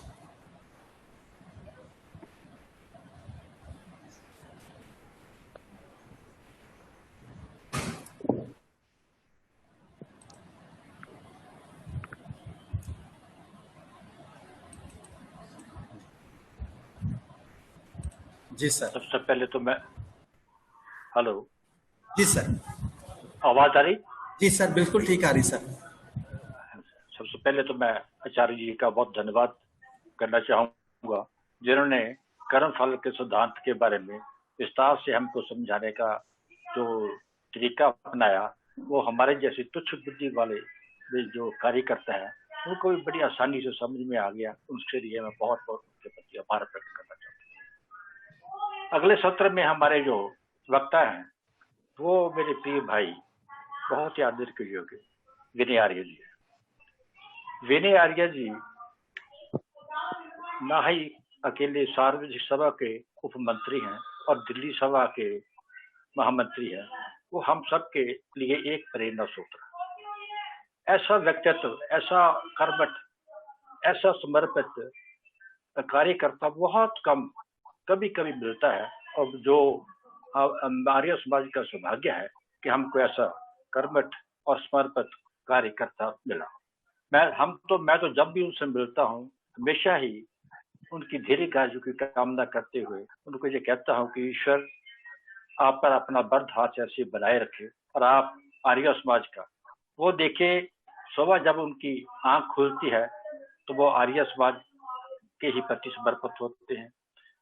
सारा दिन जब तक वो रात को सोते नहीं 10-11 बजे, सिर्फ और सिर्फ उनके लिए आर्य समाज है। मैं तो उनको इस नौजवानी की उम्र में भी मैं समझता हूँ उन्होंने शायद अपना वो संन्यास तो नहीं कह सकता, वानप्रस्थी कह सकता हूँ, घर में रहते हुए उन्होंने आज सारे का सारा समय अपने आर्य समाज को दे रखा है। आर्य समाज की कितनी गतिविधियां आप देखिए कि करीबन 55 या 60 दिन के करीब हो गए। हम रोज शाम को 7 बजे से लेकर 8 बजे तक उनसे जुड़ते हैं। उन्होंने एक लगातार 1 घंटा पर उन्होंने पहले हमको आर्य समाज का गौरवशाली इतिहास बताने का प्रयत्न किया। आर्य समाज का इतिहास 1 महीने में 2 महीने में पॉसिबल नहीं सारे का सारा बताया जा सकता।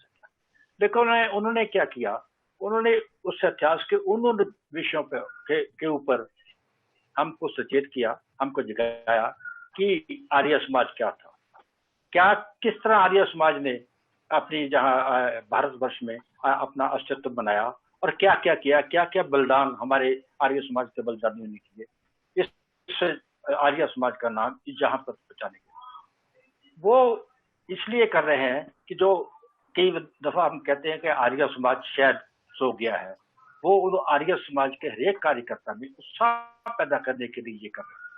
और उसके साथ साथ ही जो काम आर्य समाज ने आगे करना है उसके लिए उनको प्रेरित भी कर रहे हैं।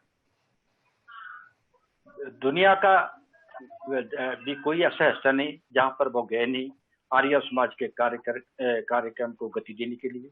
और भारतवर्ष में आप देखिए कि जो झारखंड के जैसा आदिवासी एरिया है वहां पर जाकर आर्य समाजों की स्थापना करनी, वहां पर शिक्षण संस्थाओं की स्थापना करनी, वहां पर छोटी छोटी बाल बाड़ियां की स्थापना करनी, ये कोई छोटी बात नहीं। वो इस चीजों के लिए उन्होंने बहुत काम किया है और मैं उनके बारे में अगर बताना शुरू कर दूं तो शायद आपका समय इसी चीजों में निकल जाएगा। एक बड़ी बात करने जा रहे हैं। पंचकूला के पास पंजौर गार्डन से ऊपर एक बड़ा रमणीय पहाड़ी का स्थल है, पहाड़ियों का स्थल है। वहां पर 45 एकड़ के करीब भूमि का अधिग्रहण कर लिया गया है, खरीद ली गई है और उस पर एक विशाल शोध केंद्र जो आर्य समाज का वैदिक, उसको महर्षि धर्मपाल अंतरराष्ट्रीय वैदिक शोध केंद्र के नाम से उसका स्थापना पर काम होना शुरू हो चुका है। वहां से उनका उद्देश्य क्या है, वहां से आर्य समाज का, जैसे कहते हैं ना, एक लाइट हाउस की तरह का, वह एक सारे विश्व के लिए वहां से उसकी प्रेरणा आर्य समाज के लिए मिले। सिर्फ भारत के लिए नहीं, सारी दुनिया के लिए। मैं अधिकना कहता हुआ विनय जी के बारे में मैं तो यही कहूंगा कि ईश्वर इनको और शक्ति प्रदान करना कि आर्य समाज की गति को जिस तरह से इन्होंने गति दी है और गति दें और हम सबका मार्गदर्शन करें। इन्हीं शब्दों के साथ मैं उनका आर्य प्रसाद पंजाब की तरफ से स्वागत भी करता हूं और आभार प्रकट करना चाहता हूं। इस वेबिनार में भी उन्होंने इतना सहयोग मुझको दिया, मैं उसका वर्णन शब्दों में नहीं कर सकता। बहुत बहुत धन्यवाद भाई विनय जी। और आप हमारा जो इस वेबिनार में जो विषय है आपका अंधविश्वास और सामाजिक कुरीतियां के बारे में, उस पर अपना विचार रखेंगे भाई विनय। ओम इंद्रम वर्धन्तो अप्तुरः कण्वन्तो विश्वमार्यमपघ्नन्तो अरावणः। आर्य अपनी सभा पंजाब द्वारा आयोजित इस विशेष परिचर्चा में उपस्थित सभी पंजाब आर्य विद्या परिषद से जुड़े हुए विद्यालयों की सभी अध्यापिकाएं बहनें और अध्यापक वर्ग और आर्य अपनी सभा के समस्त अधिकारी वर्ग, माननीय सोफत जी, माननीय सुदर्शन शर्मा जी का पहले दिन उनके मुखारबिन से 2 शब्द सुन पाए थे, और आदरणीय प्रेम भारद्वाज जी जिन्होंने बहुत अधिक शब्दों में मेरे बारे में आप सभी के सामने कुछ बातों को रखा है। मैं इतना योग्यता तो नहीं हूँ, उनके सबके आशीर्वाद से कुछ बातों को आपके बीच में कहने के लिए आज यहाँ पर उपस्थित हुआ हूँ। और उससे पहले कि मैं बात शुरू करूं, आदरणीय आचार्य वागीश जी का मैं बहुत धन्यवाद करता हूं कि उनकी सुंदर चर्चाओं को हम लगातार सुन रहे हैं और आगे भी उनका हमें अवसर मिलता रहेगा। तो सबसे पहले धन्यवाद लॉकडाउन का है कि आचार्य वागीश जी का समय हम सबको मिल सका, नहीं तो उनका व्यस्त समय रहता है, बहुत मुश्किल से उनका समय मिल पाता है। तो उनका धन्यवाद करते हुए बंधुओं आज की चर्चा को हम आरंभ करते हैं। अंधविश्वास, आपने अनेक बारी शब्द को सुना है, कोई पहली बारी शब्द को ना मैं सुनाने जा रहा हूं ना इसके बारे में बताने जा रहा हूं, लेकिन इस वेबिनार में, इस चर्चा में इसका उपयोग क्यों हमने किया है, इस विषय को क्यों रखा है, वो एक जरूर मैं आपको थोड़ा सा उसके बारे में जानकारी देना चाहूंगा। उस आज की चर्चा में अंधविश्वास के विषय को रखने के पीछे एक बड़ा कारण है। इस चर्चा में इस विषय को रखने का बड़ा कारण ये है कि अगर हम गहराई से इस बात को आज देखें कि आखिर जिस अंधविश्वास के बारे में हम लगातार चर्चा करते आते हैं, उस अंधविश्वास में फंसने वाला व्यक्ति है कौन? उस अंधविश्वास को अपनाने वाला, उस अंधविश्वास को जो एक व्यापार के रूप में जिन लोगों ने ले लिया है, उस व्यापार को बढ़ाने वाला व्यक्ति है कौन? उस व्यापार में अपनी आहुति देने वाला व्यक्ति है कौन? अगर मैं आपसे एक छोटी सी बात पूछूं कि क्या आपको लगता है कि जितना भी इस समय अंधविश्वास का एक बहुत बड़ा व्यापार चल रहा है, और उस व्यापार के नाते से मैं एक 2-4 स्लाइड आपको दिखाऊंगा, क्योंकि अंधविश्वास का व्यापार इतना बड़ा है कि सबके सारों की चर्चा पूरी तरह से इस छोटे से सत्र में कर पाना बड़ा मुश्किल है, लेकिन हम उसके एक हिस्से की चर्चा कर लेंगे। उस एक हिस्से की चर्चा से हमें उस पूरी समस्या के बारे में गहराई से जानकारी हो जाएगी। तो उसकी चर्चा शुरू करने से पहले मैं कुछ आपको स्लाइड दिखाना चाहूंगा। वो स्लाइड आप देखेंगे और स्लाइड देखने के बाद में उसकी चर्चा को बंधुओं आपके सामने आरंभ करूंगा। क्यों? एक कारण समझ लेते हैं। हम अपने मन में ये विचार करें कि जो बच्चे हमारे विद्यालयों में पढ़ रहे हैं, क्या वो बच्चे आगे चल करके, बड़े बन करके, बड़े हो करके इन अंधविश्वासों के अंदर अपने आप को ढाल पाएंगे, या इनसे बच पाएंगे, या इसमें बह जाएंगे? क्यों? क्योंकि आज भी जो लोग इन अंधविश्वासों के अंदर लिप्त हैं, क्या वो केवल अनपढ़ वर्ग है जो पढ़ा लिखा नहीं है?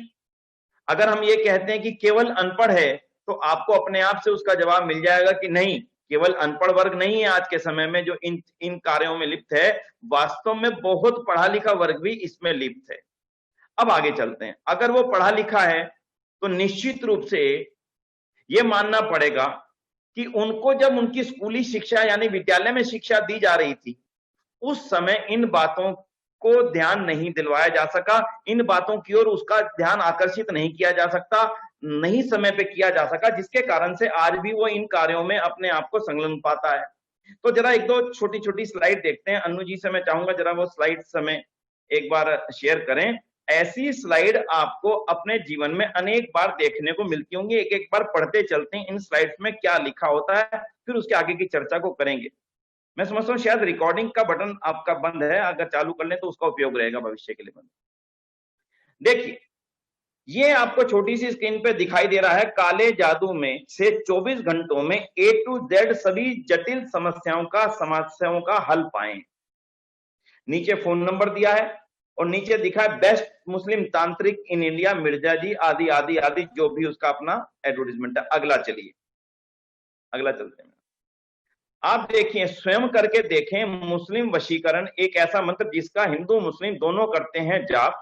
मंत्र से होता है वशीकरण। आज तक शायद कोई नहीं बता पाया कि वशीकरण आखिर स्थिति क्या है, वशीकरण आखिर चीज क्या है। अगर वशीकरण वास्तव में कोई विद्या होती तो भला इतने अपराधियों को पकड़ने के लिए पुलिस को इस वशीकरण नाम के यंत्र का ही, वशीकरण नाम के मंत्र का इस्तेमाल कर लेना चाहिए था। अब आगे देखें। एक फोन आपकी जिंदगी बदल सकता है। घर बैठे उपाय करवाएं या स्वयं मिलें। ऐसे छोटे छोटे कार्ड बस अड्डों के ऊपर, रेलवे स्टेशन के ऊपर और हर बस्ती और हर बांटने वाले मिल जाते हैं। और आपको अखबारों के अंदर भी इस तरह की खबरें, इस तरह की एडवर्टाइजमेंट का एक लंबा कॉलम आपने जरूर देखा होगा। बंधु आगे चलें, बस एक बार पढ़ें और देखें। चमत्कार, रोजी रोटी, काम धंधा, रूहानी अमल। अगला चलिए। बाबा कमाल पाशा, बाबा खान बंगाली, विश्व प्रसिद्ध ज्योतिषी बाबा नारायण स्वामी, माता काली के परम भक्त, बंगाली शक्तियों के मालिक। मनचाहा प्यार, वशीकरण, ग्रह क्लेश, जादू टोना, विदेश यात्रा में रुकावट, गड़ा धन, आदि आदि जो भी आप देखते हैं, मैं नहीं समझता कि आपकी नजरें कभी भी इनसे बच पाई होंगी। कभी ना कभी आपने इनको आराम से देखा होगा। और एक दो है मैडम, चला दीजिए फिर आगे चलेंगे। बंगाली बाबा, आदि आदि। आगे अब वापसी आई मैडम,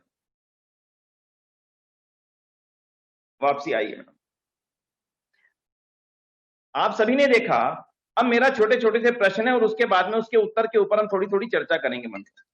मेरे प्रश्न ये हैं कि यदि आज के समय में कोई व्यक्ति इन सब लोगों के, जितने भी लोगों ने जाल फैला रखे हैं किसी भी व्यक्ति को फंसाने के लिए, इन सब लोगों के जाल में कोई भी व्यक्ति फंसता है तो निश्चित रूप से हमारे ही विद्यालयों में, यानी कि हमारे का मतलब हमारे अपने विद्यालयों से नहीं है, इस विद्यालय परंपरा से पढ़ करके निकला हुआ व्यक्ति फंसता है।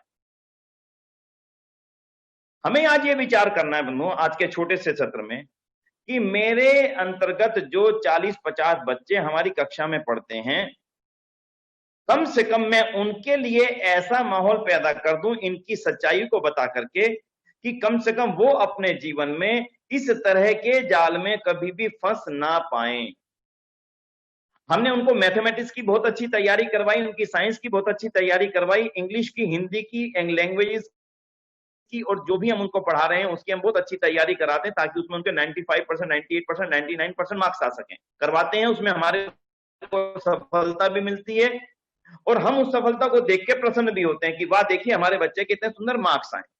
हमें विचार करना पड़ेगा बंधुओं कि अगर उनके वो मार्क्स जो बच्चों के आए हैं उससे वो बेहतर वैज्ञानिक बन सकता है, बेहतर मैथमेटिशियन बन सकता है, बेहतर डॉक्टर बन सकता है, बेहतर इंजीनियर बन सकता है, बेहतर चार्टर्ड अकाउंटेंट बन सकता है, लेकिन इन सब पदवियों को प्राप्त करने के पश्चात भी अगर उसके सामने कभी सत्य और असत्य को जानने का एक क्वेश्चन पैदा हो जाए तो क्या उसके अंदर वो योग्यता होगी उस बच्चे के अंदर कि वो ऐसे समय में सत्य को जान सकता है और असत्य को नकार सकता है। यानी ऐसी चीज के सामने आने के बाद में जब उसके सामने एक ऐसा प्रश्न खड़ा हो जाए, यानी ऐसी कोई भी समस्या जो इन सब चीजों में लिखी है बंधुओं, हर मनुष्य के साथ में परिवार के अंदर समस्याएं हैं, कहीं ना कहीं पारिवारिक समस्याएं हैं, कहीं ना कहीं आर्थिक समस्या है, कहीं ना कहीं नौकरी की समस्याएं हैं, कहीं ना कहीं कोई मानसिक असंतुलन और अनेक तरह की समस्याएं व्यक्ति के सामने आती हैं।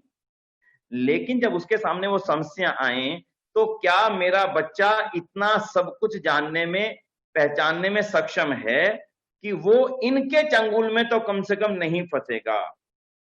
बंधुओं एक विचार करके देखें, इनके विज्ञापन आज लगातार हर बड़े बड़े अखबारों में रोजाना आते हैं। रोजाना विज्ञापन आते हैं, इसका अर्थ यह हुआ कि लगातार बड़ी राशि धनराशि अखबारों को दी जाती है। जी हां, दी जाती है। जब बड़ी धनराशि अखबारों को दी जाती है, इसका अर्थ यह स्पष्ट हुआ कि इनको बड़ी धनराशि प्राप्त होती है। हाँ जी, प्राप्त होती है। जब बड़ी धनराशि इनको प्राप्त होती है तो स्पष्ट हो गया कि बहुत सारे लोग हैं जो इनकी दुकानदारी के अंदर आ जाते हैं और इनको पैसा दे देते हैं। बंधुओं, पिछले लंबे समय में पंजाब के संदर्भ में अगर मैं बात यह कहूं तो पंजाब के अंदर तो इस तरह के बाबाओं का बहुत ही अधिक बोलबाला हो चुका है। छोटे छोटे कस्बों से लेकर के बड़े बड़े शहरों के कोने में इस प्रकार के बाबाओं का मिलना एक आम बात हो चुकी है। हर व्यक्ति इनसे जाकर के अपनी समस्याओं का समाधान चाहता है। लेकिन अगर हम और आप, क्योंकि आपके और हमारे अंदर, हमारे मतलब जितना भी अध्यापक वर्ग है उसमें इतनी शक्ति है कि यदि वो अपने बच्चे को एक बार भी ढंग से सत्य और असत्य के बीच का अंतर और उसके जानने के पैमाने उसको बता दे, जैसे आचार्य वागीश जी ने हम सबको कर्म और फल की थ्योरी को स्पष्ट किया। यदि हमारे बच्चे को यह बात पूरी तरह से स्पष्ट हो जाए कि मेरे को केवल उसका ही फल मिलना है जो मैंने कर्म किया है, अगर जो मैंने कर्म नहीं किया उसका फल मुझे किसी भी कीमत पर मिलेगा नहीं, अगर मुझे वो स्पष्ट हो जाता, मेरे बच्चे को वो स्पष्ट हो जाता, केवल छोटी सी बात, और ये एक बार में नहीं होगी, दो बार में नहीं होगी, लगातार सतत प्रक्रिया से मेरे बच्चे के अंदर ये संस्कार पड़ जाएगा कि नहीं, मुझे केवल वो मिलेगा जो कर्म मैंने किया, जिसको आचार्य वागीश जी ने आपके साथ लगातार चर्चा में लाए हैं। बंधुओं, तो मैं ये मानता हूं कि किसी भी हालत में वो नौजवान, वो मेरा बच्चा किसी हालत में भी इन जैसों के चंगुल में फंसेगा नहीं। अच्छा, इसका अगला परिणाम क्या है? इसका अगला परिणाम यह है कि जब उसको कुछ यकीन हो जाता है कि इतने सारे लोग इनके पास आते हैं, जब वो उनके पास पहुंचता है, बाबाओं के पास में भीड़ देखता है, लोग देखता है, तो उसको लगता है कि यहां मेरा समाधान हो जाएगा। और ये बात बंधुओं बचपन से ही आरंभ हो जाती है, जब वो विद्यालय में पढ़ रहा होता है। और विद्यालय में पढ़ते समय में ही उसको ये स्थिति हो जाती है उसके साथ में कि वो अपने परीक्षा में अच्छे नंबर लाने के लिए भी इन बाबाओं के पास में जाना आरंभ कर देता है। और बाबा उनको ऐसा आश्वासन देते हैं, इतना पैसा लाइए, 5,000 लाइए, 10,000 लाइए, 15,000 लाइए। सबसे पहले परेशानी कहां शुरू होती है? इस काम के लिए वो चोरी करता है, क्योंकि माता पिता से मांग नहीं सकता। पहली समस्याएं शुरू कहां से होती हैं? इनको देने के लिए वो चोरी करता है, क्योंकि इसके लिए वो किसी से पैसा मांग नहीं सकता। यहां से उसके अंदर चोरी की प्रवृत्ति पैदा हुई। दूसरी, जब वो चोरी की प्रवृत्ति पैदा करके उनको पैसा दे आता है और बाबा उसको ऐसा आश्वासन दे देते हैं कि तू निश्चिंत हो जा, अब तेरे इतने नंबर आ जाएंगे, अब तू बेफिक्र हो जा। उसके बाद अगली समस्या आती है कि वो पढ़ने के प्रति अपना ध्यान पीछे कर लेता है। उसको अब यकीन हो चुका होता है कि अब तो मेरे इतने नंबर आएंगे ही आएंगे, अब मुझे इसके लिए वो तैयारी करने की आवश्यकता नहीं है, ये तो पागल है जो लोग लगातार पढ़ रहे हैं। बच्चे में दूसरी प्रवृत्ति बंधुओं ये पैदा हो जाती है। और तीसरी जो प्रवृत्ति पैदा होती है उसको समझना आपके लिए वो जानना बड़ा जरूरी है कि इससे और खतरनाक परिणाम क्या होता है। उसने बाबा को भगवान का रूप समझा, बाबा के दरबार में पैसा चढ़ा करके उसको ये लगा कि मेरा अब सब कुछ पूरा हो गया। और जब अंत में उसका परीक्षा परिणाम आता है और परीक्षा परिणाम में उसके सामने एक ऐसा निराशाजनक परिणाम आता है, उस परिणाम के बाद में जिसको उसने भगवान और भगवान का दूत समझा था, ना उस दूत पर उसका विश्वास रहता और ना उस परम शक्ति परम पिता परमात्मा पे उसका विश्वास रहता। बेसिकली वो सारा का सारा विश्वास उसका टूट जाता है और वो जीवन भर ईश्वर को, भगवान को गालियां देने का काम करता है। उस बाबा का काम केवल इतना था, उससे 10,000 15,000 जैसी उसकी आर्थिक क्षमता पैसा निकलवा लेना और बाकी उसको छोड़ देना खुले रूप से। उसका इससे ज्यादा कोई काम नहीं था। और आगे वो किसी को ये कह भी नहीं पाता कि मैंने फलाने बाबा को 10,000 रुपया दिया है, मैंने फलाने बाबा को 15,000 रुपया दिया, मैंने फलाने बाबा को ऐसा ऐसा कर रहा है, वो कह भी नहीं पाता बंधु। इसलिए आज मेरा आप सभी से एक अनुरोध है कि हम सब एक विचार करें कि हमारे विद्यालयों से निकलने वाला विद्यार्थी, हमारे विद्यालय में पढ़ करके जाने वाले विद्यार्थी को सच क्या है और झूठ क्या है, असत्य क्या है, सत्य क्या है की जानकारी करने का पर्याप्त परिमाण मिल जाए, तराजू मिल जाए। वो तराजू देकर के अगर हम उसे विद्यालय से निकालते हैं, यानी विद्यालय से आगे वो आगे की पढ़ाई के लिए जाता है, आगे के जीवन के लिए जाता है, तो मैं ये मानता हूं कि उसको जीवन भर कभी भी हार का सामना नहीं करना पड़ेगा, चाहे उसके 99% मार्क्स आए हों और चाहे उसके 60% मार्क्स आए हों, लेकिन वो व्यक्ति जीवन में दो काम से बचेगा, ना तो वह जीवन में किसी से धोखा खाएगा और ना ही बंधुओं वो जीवन में किसी को धोखा देने का काम करेगा। ये दो गुण अगर हमारे विद्यार्थी में आ जाते हैं, ये दो गुण अगर हमारे बच्चे में आ जाते हैं, मैं आज आपको विश्वास पूर्वक कहता हूं कि आपको और उस बच्चे को, उस हमारे विद्यार्थी को आपकी कही गई बात कभी भी पता नहीं रहेगी कि मेरी मैडम ने मुझे मैथमेटिक्स पढ़ाई थी, मेरी मैडम ने मुझे हिस्ट्री पढ़ाई थी, मेरी मैडम ने मुझे हिंदी पढ़ाई थी, नहीं याद रहेगा। लेकिन जो ही उसके सामने बाबा का पोस्टर आएगा, उसकी आगे बढ़ने की इच्छा होगी, उसी समय वो आपको याद करेगा, नहीं मैडम ने मुझे स्पष्ट कर दिया था और आज मैं कन्विंस हूं कि ये सब बातें केवल और केवल झूठी, बरगलाने वाली और किसी को केवल अंधविश्वास में धकेलने के लिए व्यापार के सिवाय कुछ भी नहीं है। बंधुओं, अगर आपके पढ़े हुए विद्यार्थी के अंदर ये बात स्पष्ट हो जाती है, समझ लेना कि आपका उसको पढ़ाना पूर्ण सार्थक हो गया, पूरी तरह से सार्थक हो गया। और वास्तव में जीवन की सार्थकता इसी में है कि मैं ना जीवन में किसी से धोखा खाने लायक बनूं, मैं ना जीवन में किसी को धोखा देने लायक बनूं। और वो काम केवल दो कारणों से हो सकते हैं, दो तरीके से हो सकते हैं। पहला तरीका उसका एक है बंधुओं कि ईश्वर के ऊपर उसका अकाट्य विश्वास हो जाए। जिस ईश्वर की कल्पना आर्य समाज ने की, जिस ईश्वर के बारे में आर्य समाज ने, वैदिक चिंतन ने, आचार्य वागीश जी ने आपको बताया और पहले भी आपने अनेक वक्ताओं से उसके बारे में सुना, तो उनके बारे में, उस ईश्वर के बारे में हमारे बच्चे की अवधारणा स्पष्ट हो जानी चाहिए, पूरी तरह से स्पष्ट। कैसे? केवल दो बिंदु में आपको बताऊंगा। ईश्वर है क्या, ईश्वर करते क्या है, बस। एक कहानी, बहुत पुरानी कहानी है, लेकिन वो अनेक बार उसको आज भी सुनते हैं तो नई से नई दिखती है, नई से नई उसके अंदर से हमें कुछ ना कुछ बिंदु नजर आते हैं। वो कहानी बंधु ऐसा है कि एक गुरुजी ने अपने 4 शिष्यों को ईश्वर के बारे में बताया। क्यों? आरंभिक काल में जब गुरुकुलीय परंपरा होती थी, उस गुरुकुलीय परंपरा के अंदर सबसे पहले ईश्वर के बारे में बता दिया जाता था, ताकि जीवन में व्यक्ति भटके ना, वो ईश्वर के नाम पर दूसरे लोगों के पास में जाकर के अपने आप को ब्लैकमेल ना होने दे। आज जितने तांत्रिक बाबाओं की मैंने आपके सामने चर्चा रखी है, जितने तांत्रिक बाबाओं की, इनकी संख्या 10-20 हजार नहीं है, 50 हजार नहीं, लाखों के अंदर हो चुके हैं, क्योंकि ग्राहक करोड़ों में हो, इसलिए इनकी संख्या लाखों में हो चुकी है बंधुओं। और एक एक तांत्रिक ने कितने बड़े बड़े व्यापार कर दिए हैं, ये हमारे समाज को सोचने का एक बड़ा अहम विषय है। लेकिन हमें जरूरी सोचना क्यों है? क्योंकि यहां हम बच्चों की नींव रख रहे हैं। जैसे बच्चे की नींव मजबूत होगी, वैसे ही उसका जीवन मजबूत होगा। जिस प्रकार से भवन की नींव मजबूत होती है, तो ऊपर का सारा भवन उसी के अनुसार से बनता चला जाता है बंधुओं। बच्चे की नींव जरा सी कमजोर रह गई तो समझ लीजिए कि आगे का उसका जीवन भी, चाहे नंबर उसके कितने भी आ जाएं, लेकिन उसका जीवन भी उतना मजबूत नहीं बन पाएगा। जीवन भर वो इनके चक्कर काट काट के केवल निराशावादी जीवन जिएगा बंधुओं। इसलिए थोड़ा सा और आगे चलते हैं। गुरुजी ने जब उनको ईश्वर की सारी जानकारी दे दी, तो एक दिन अपने मन में उन्होंने परीक्षा लेने की दृष्टि से बच्चों को यह कहा, 4 बच्चों को बुलाया, 4 विद्यार्थियों को, कि 4 ब्रह्मचारियों आओ और मैं तुम्हें एक कबूतर देता हूं, आप इसको वहां मार करके लाओ जहां पर आपको कोई देखता ना हो। चारों विद्यार्थी जंगल में चले गए और थोड़ी देर बाद चारों वापिस आ गए। गुरुजी ने पूछा, तुमने कहां मारा? उन्होंने कहा कि गुरुजी, एक बच्चे ने कहा कि गुरुजी मैं कबूतर को ले गया था, वहां मैंने जाकर के देखा तो जंगल में तो काफी सारे पक्षी थे, जंगल में तो गाय वगैरह घूम रही थी और भी जानवर थे। तो मैंने कहा कि आपने कहा था जहां कोई देखता ना हो, तो मैंने जाकर के एक बिल्कुल सुनसान जगह पर, ना कोई पक्षी था और ना ही कोई आदमी था वहां पर, मैंने वहां जाकर के कबूतर को मार दिया।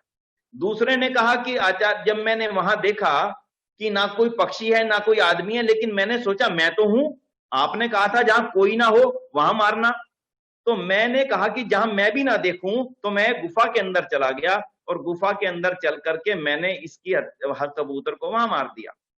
तीसरे विद्यार्थी ने कहा कि मैंने आज गुरुजी ये देखा कि जहां पे मैं भी हूं, मैंने आंखें भी बंद कर ली और गुफा के अंदर चला गया ताकि मैं भी इसको ना देख सकूं, मैंने कबूतर को वहां मार दिया। लेकिन चौथे विद्यार्थी ने कहा, गुरुजी मैं तो कबूतर को नहीं मार सका, क्योंकि आपका एक वाक्य था कि ईश्वर हर जगह पर है और लगातार हमें देखता है, चाहे अंधेरा हो चाहे उजाला हो। इसलिए मुझे तो ऐसी कोई भी जगह नहीं दिखी जहां पर ईश्वर ना हो, इसलिए मैं आपकी आज्ञा का पालन कर नहीं सका।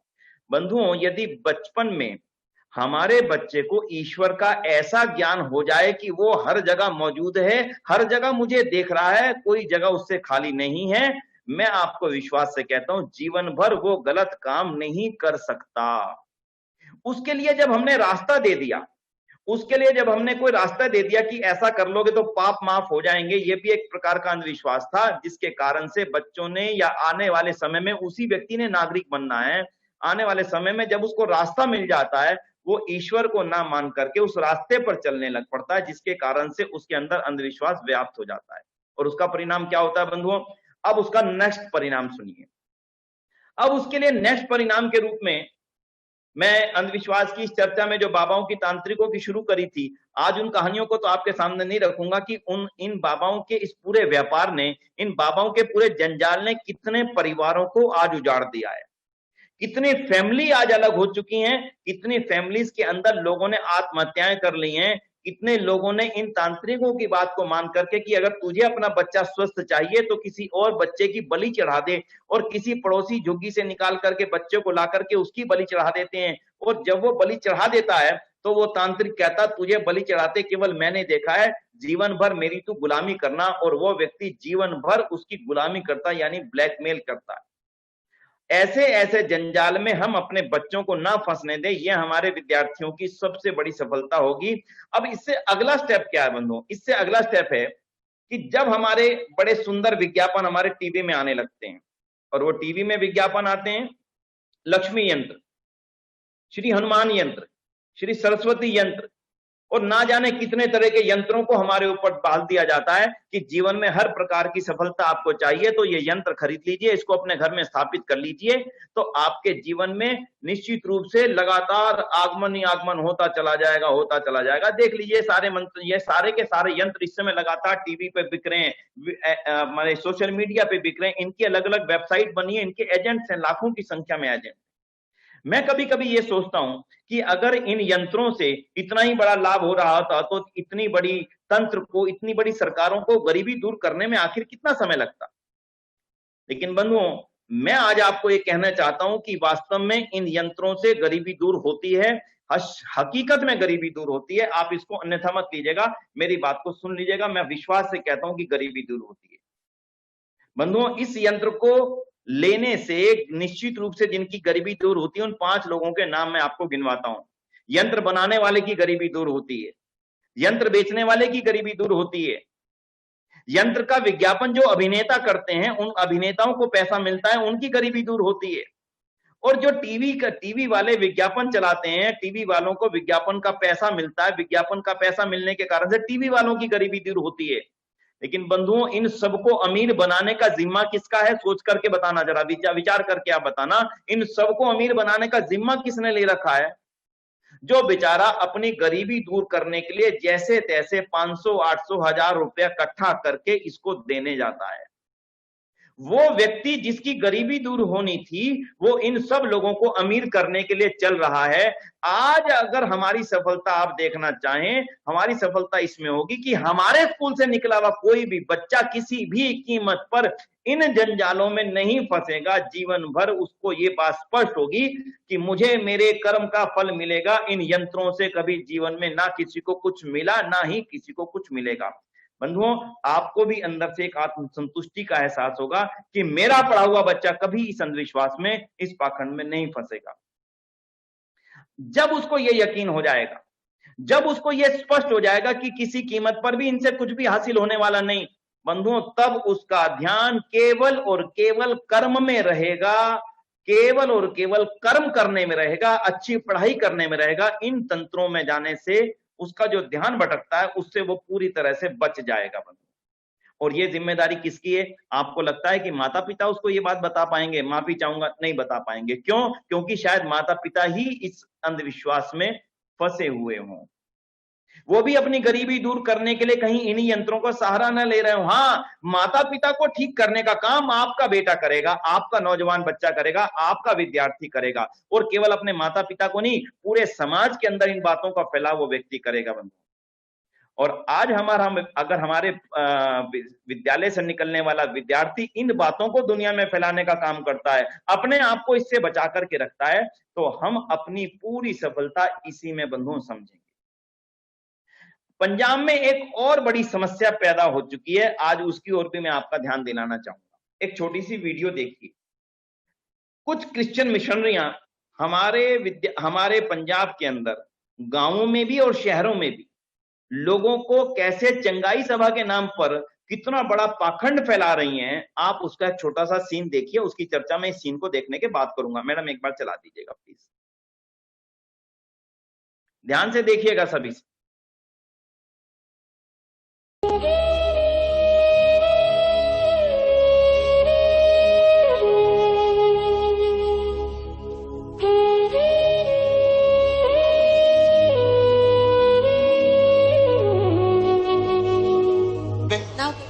पुष्पा दिवाळकर. पुष्पा दिवाळकर त्यांचं नाव आहे. आज 9 वर्ष झाली. आज माझ्या 3 मणी सरल्या आणि आता 1 वर्ष झाली माझ्या दोन्ही किडन्या गेल्या. देव बोलला, आता डॉक्टर बोलले की आता वाचू शकणार नाही, आता गोळ्यावर फक्त राहणार. तर मी गोळ्या सुद्धा बंद केला. मी बोलला आता काय गोळ्या खाऊन फायदा आहे, असं पण जायचं आणि तसं पण जायचंच आहे मला. कुठून आलात तुम्ही? आम्ही सांताक्रूजवरून आलात.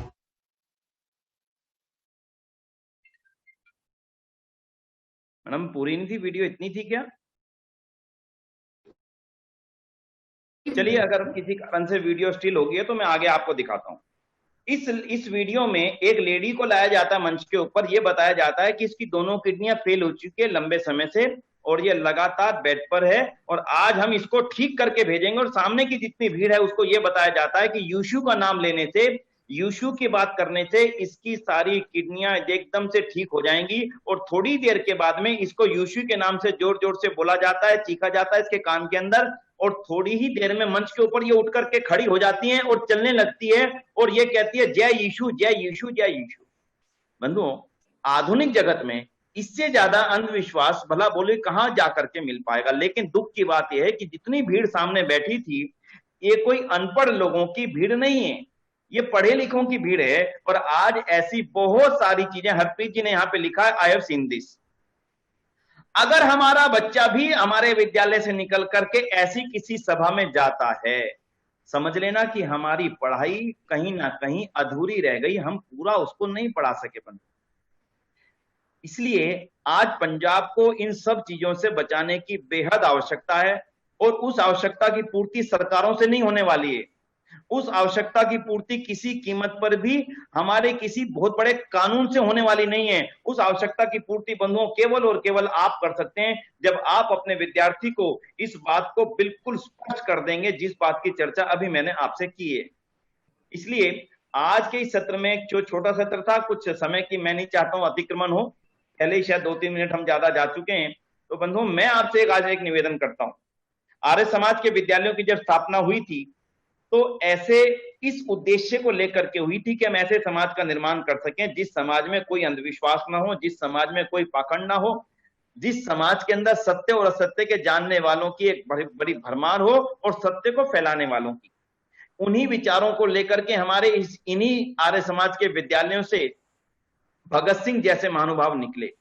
इन्हीं आर्य समाज के विद्यालयों से ना जाने कितनी बड़ी बड़ी हस्तियां, डॉक्टर भाई परमानंद जैसे महानुभाव निकले, महात्मा हंसराज पंडित गुरुदत्त जैसे महानुभावों को आपने सुना है। बंधुओं, आज हमारे विद्यालयों से ऐसी बातों को समाज में फैलाने के लिए अपनी इच्छा रखने वाले विद्यार्थी यदि निकलते हैं तो हम समझेंगे कि हमारे विद्यालयों का पूरा क्रम पूरी तरह से सफल हुआ।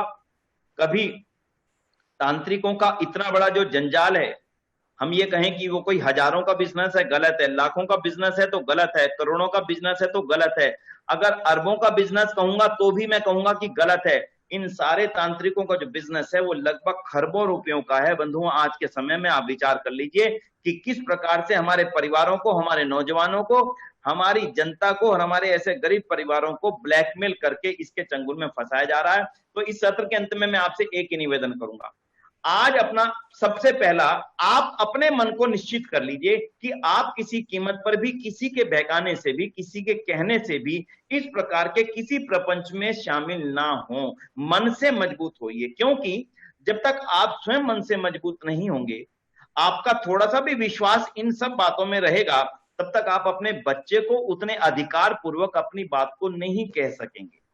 और जब तक आप अपने अधिकार पूर्वक किसी बात को नहीं कह सकेंगे, तब बच्चा भी उस बात को अंगीकार नहीं कर सकेगा, आत्मसात नहीं कर सकेगा, अंदर नहीं उतार सकेगा।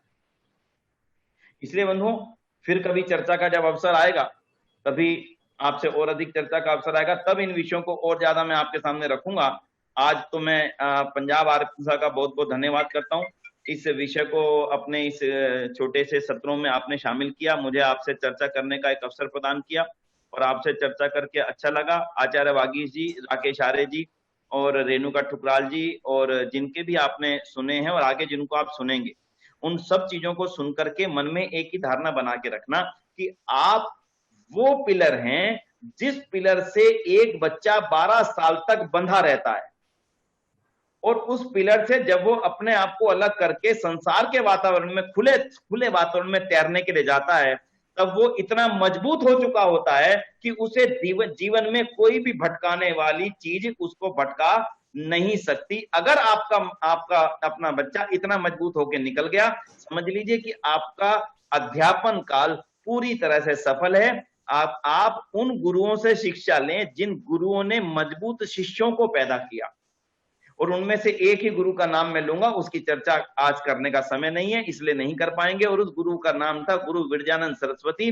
जिन गुरु जी ने दयानंद जैसा शिष्य पैदा किया, दयानंद जैसे शिष्य को समाज के लिए समर्पित किया, आप ये विचार कर लीजिएगा, दयानंद में तो जो क्वालिटी थी सो थी, लेकिन वो क्वालिटी अगर वास्तव में दयानंद को दयानंद बना गई, तो वो क्वालिटी वास्तव में उनके गुरुजी गुरु विरजानंद सरस्वती जी की थी। आपके बच्चे भी आपको गुरु विरजानंद के रूप में देखें, और श्रद्धानंद के रूप में आपके बच्चे आपको दयानंद के रूप में देखें।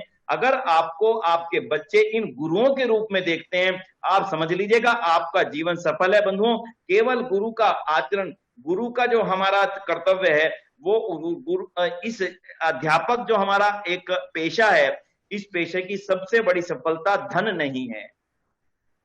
इस पेशे की सफलता है आत्मसंतोष, और वो आत्मसंतोष केवल तभी मिल सकता है जब हमारा बच्चा इस दुनिया में जाकर के आपका नाम रोशन करे। अनेक लोग आज कहते हैं कि फलाना व्यक्ति मेरे स्कूल में पढ़ा है, फलाना व्यक्ति मेरी क्लास में पढ़ा है, इसको मैंने पढ़ाया है। बस इन्हीं शब्दों के साथ में आप सभी का बहुत बहुत आभार, बहुत बहुत धन्यवाद। ओम शांति, ओम शम। धन्यवाद। सबने इन अध्यापकों के समक्ष रखी है, वो निश्चय ही मुझे लगता है कि आज की बहुत बड़ी जरूरत थी, जिसकी तरफ आपने हम सबका ध्यान खींचा है। और अगर 21वीं शताब्दी के भारत के नौजवानों को विश्व गुरु अपने देश को बनाना है, तो इन जैसी समस्याओं को पूर्णतः ध्यान में रखते हुए, उनसे निपटारा करते हुए ही हम उसको विश्व गुरु बनाने की ओर अग्रसर हो सकते हैं। और बहुत खुशी की बात है कि बहुत कम वर्कशॉप्स में ऐसा विषय आता है, खास तौर पर अध्यापकों के साथ संबंधित किसी वर्कशॉप में। इसके लिए हम पूर्णतः आपके सर एक तरह से मैं कह सकता हूं कि बहुत बहुत शुक्रिया भी और एहसानमंद भी हैं कि इस समस्या की तरफ आपने सबका ध्यान केंद्रित किया, उनको अंदर से झंझोड़ने का प्रयास किया, अपने परिवारों और समाज में से हम इन कुरीतियों को दूर करने का और अपने विद्यार्थियों को जागृत करने का प्रयास कर सकें। उसके लिए बहुत बहुत धन्यवाद सर, दिल की गहराइयों से बहुत बहुत धन्यवाद। आगे भी आपका मार्गदर्शन हम प्राप्त करते रहेंगे और आपका आशीर्वाद हमें प्राप्त होता रहेगा। अब मैं प्रिंसिपल डॉक्टर संजीव डावर जी से निवेदन करूंगा कि आज के दोनों सत्रों का धन्यवाद प्रस्ताव पेश करेंगे। डॉक्टर संजीव डावर जी, प्रिंसिपल आर.के. आर्य कॉलेज, नवाशहर से। महर्षि दयानंद सरस्वती जी के श्री चरणों में बैठे सभी आर्य बंधु, सहकर्मी मित्र, आप सबका हृदय से स्वागत। आज आर्यपत्री सभा पंजाब के तत्वाधान में ये जो 4 दिवसीय अधिवेशन जो हमारा चल रहा है, उसके आज तीसरे दिन में सर्वप्रथम हमारे मार्गदर्शक आर्य सभा पंजाब के प्रधान श्री सुदर्शन शर्मा जी का हृदय से आभार। पुनः साथी दोस्तों, आज आपने जो प्रवचन, जो पथ प्रदर्शक प्रवचन थे, आज आपने जो इस सत्र का शुभारंभ किया हमने आज के दिन का, श्री प्रेम भारद्वाज जी महामंत्री आर्य सभा पंजाब, उन्होंने अपने उपदेशक शब्दों से, मार्गदर्शन देने वाले शब्दों से हमारा मार्गदर्शन किया और हम सबको चेतनता जो दी है उसके लिए मैं अपनी ओर से श्री प्रेम भारद्वाज जी का धन्यवाद करता हूं। पुनः पहला सत्र, जैसा कि आप आज तीसरे दिन लगातार सुनते आ रहे हैं, डॉक्टर वागीश आचार्य जी एक तत्ववेत्ता के रूप में, एक उपनिषदों के ज्ञान के रूप में, वैदिक चिंतन के रूप में जो बातें, जो विचार, चाहे ज्ञानेंद्रियों के माध्यम से थे, चाहे श्वासेंद्रियों के माध्यम से थे, मन और बुद्धि से परे की बातें जो थी, वो सारी आपके सामने रखी। मैं नहीं समझता कि शायद वैदिक चिंतन में इससे बड़ा तत्ववेत्ता ऐसे मौके पर, ऐसे समय में हमें सुनने को मिला। मैं शब्दों के माध्यम से उनका आभार नहीं कर सकता। समस्त आर्य प्रतिनिधियों के माध्यम से मैं हृदय की गहराइयों से उनका आभार व्यक्त करता हूं, धन्यवाद करता हूं। पुनः श्री प्रेम भारद्वाज जी ने हमें एक परिचय दिया दूसरा सत्र शुरू होने से पूर्व, श्री विनय आर्य जी का। जो परिचय उन्होंने दिया वो अपने आप में एक अनुपम परिचय था, आपने देखा। और जैसा परिचय उन्होंने दिया, श्री विनय आर्य जी महामंत्री आर्य प्रतिनिधि सभा दिल्ली, अपने विचारों के माध्यम से, अपने इस पूरे के पूरे वक्तव्य के माध्यम से जो उन्होंने परिचय दिया था उसको उन्होंने संपूर्ण किया। कितने खूबसूरत ढंग से समस्याएं देखने में बहुत छोटी लग रही हैं। एक छोटा सा विजिटिंग कार्ड है जो काले जादू से संबंधित है, अंधविश्वास से संबंधित है, या चंगाई सभा के बारे में जो उन्होंने कहा, ये अपने आप में ऐसे अनुभव हैं जो समाज में हो रहे हैं। मेरे साथी जो श्रोता हैं वो सभी समझते होंगे इन अंधविश्वासों के माध्यम को कैसे हम दूर कर सकते हैं अपने बच्चों में, अपने परिवारों में, आर्य चिंतन के माध्यम से, वैदिक चिंतन के माध्यम से हमारी शिक्षा का कैसे हिस्सा हो सकते हैं। जिस सुंदर ढंग से उन्होंने कहा, मैं हृदय से उनका आभार और धन्यवाद व्यक्त करता हूं। और अंत में इस सारे मार्गदर्शन के रूप में हमारी कॉलेज प्रबंध करती समिति के प्रधान श्री विनोद भारद्वाज जी, जो पूरा समय पिछले कुछ दिनों से लेकर आज तक हमारे साथ साथ चलते हैं, एक एक चीज देखते हैं, एक एक चीज परखते हैं और बिल्कुल बहुत बारीकी से एक एक विचार को सुनते हैं, फिर उन्हें प्रचारित और प्रसारित करते हैं हमारे विद्यालय के विद्यार्थियों के माध्यम से, महाविद्यालय के विद्यार्थियों के माध्यम से, और कई जगह पर आर्य चिंतन को इस तरह से प्रचारित और प्रसारित करते हैं। मैं हृदय से उनका भी आभार व्यक्त करता हूं। मेरे प्रोग्राम कोऑर्डिनेटर डॉक्टर विनय सोफर जी, मेरे कंप्यूटर्स के साथ संबंधित जो मेरे साथी हैं कंप्यूटर डिपार्टमेंट के, उन सब का मैं हृदय से आभार व्यक्त करता हूं। और आप सब जानते हैं प्रत्यक्ष शिक्षा प्रयोग रूप में बहुत सारे ऐसे साथी होते हैं जिन्होंने इसमें अपना योगदान दिया होता है। अगर मैं किसी का नाम नहीं ले पाया तो उन सब का मैं हृदय से आभार व्यक्त करता हूं। और अंत में इस महामारी के दौर में जो आप सबकी प्रार्थना भी हो सकती है, आर्य प्रार्थना भी हो सकती है, सर्वे भवन्तु सुखिना, सर्वे सन्तु निरामया, सर्वे भद्राणि पश्यन्तु मां कश्चित् दुख भाग्वे। आप सबके लिए, आप सबके स्वास्थ्य के लिए, आप सबकी दीर्घायु के लिए, आप सबकी शिक्षा और संस्कारों के लिए ये सब प्रार्थना आपके समक्ष, आप सबकी ओर से, इन वक्तव्य देने वालों के लिए भी, ये जो हमारे पदाधिकारी हैं इन सब के लिए भी, इन सब की स्वास्थ्य लाभ की कामना करते हुए मैं आपसे विदा चाहता हूं। कल इस अधिवेशन के चौथे और अंतिम दिन हम पुनः एक बार फिर मिलेंगे। आप सबका हृदय से आभार। सभी आर्य बंधु, सभी मेरे श्रोतागण, सभी आर्य शिक्षण संस्थान के प्राचार्य, उन सब का एक बार फिर पुनः नमन एवं अभिवादन। बहुत बहुत धन्यवाद।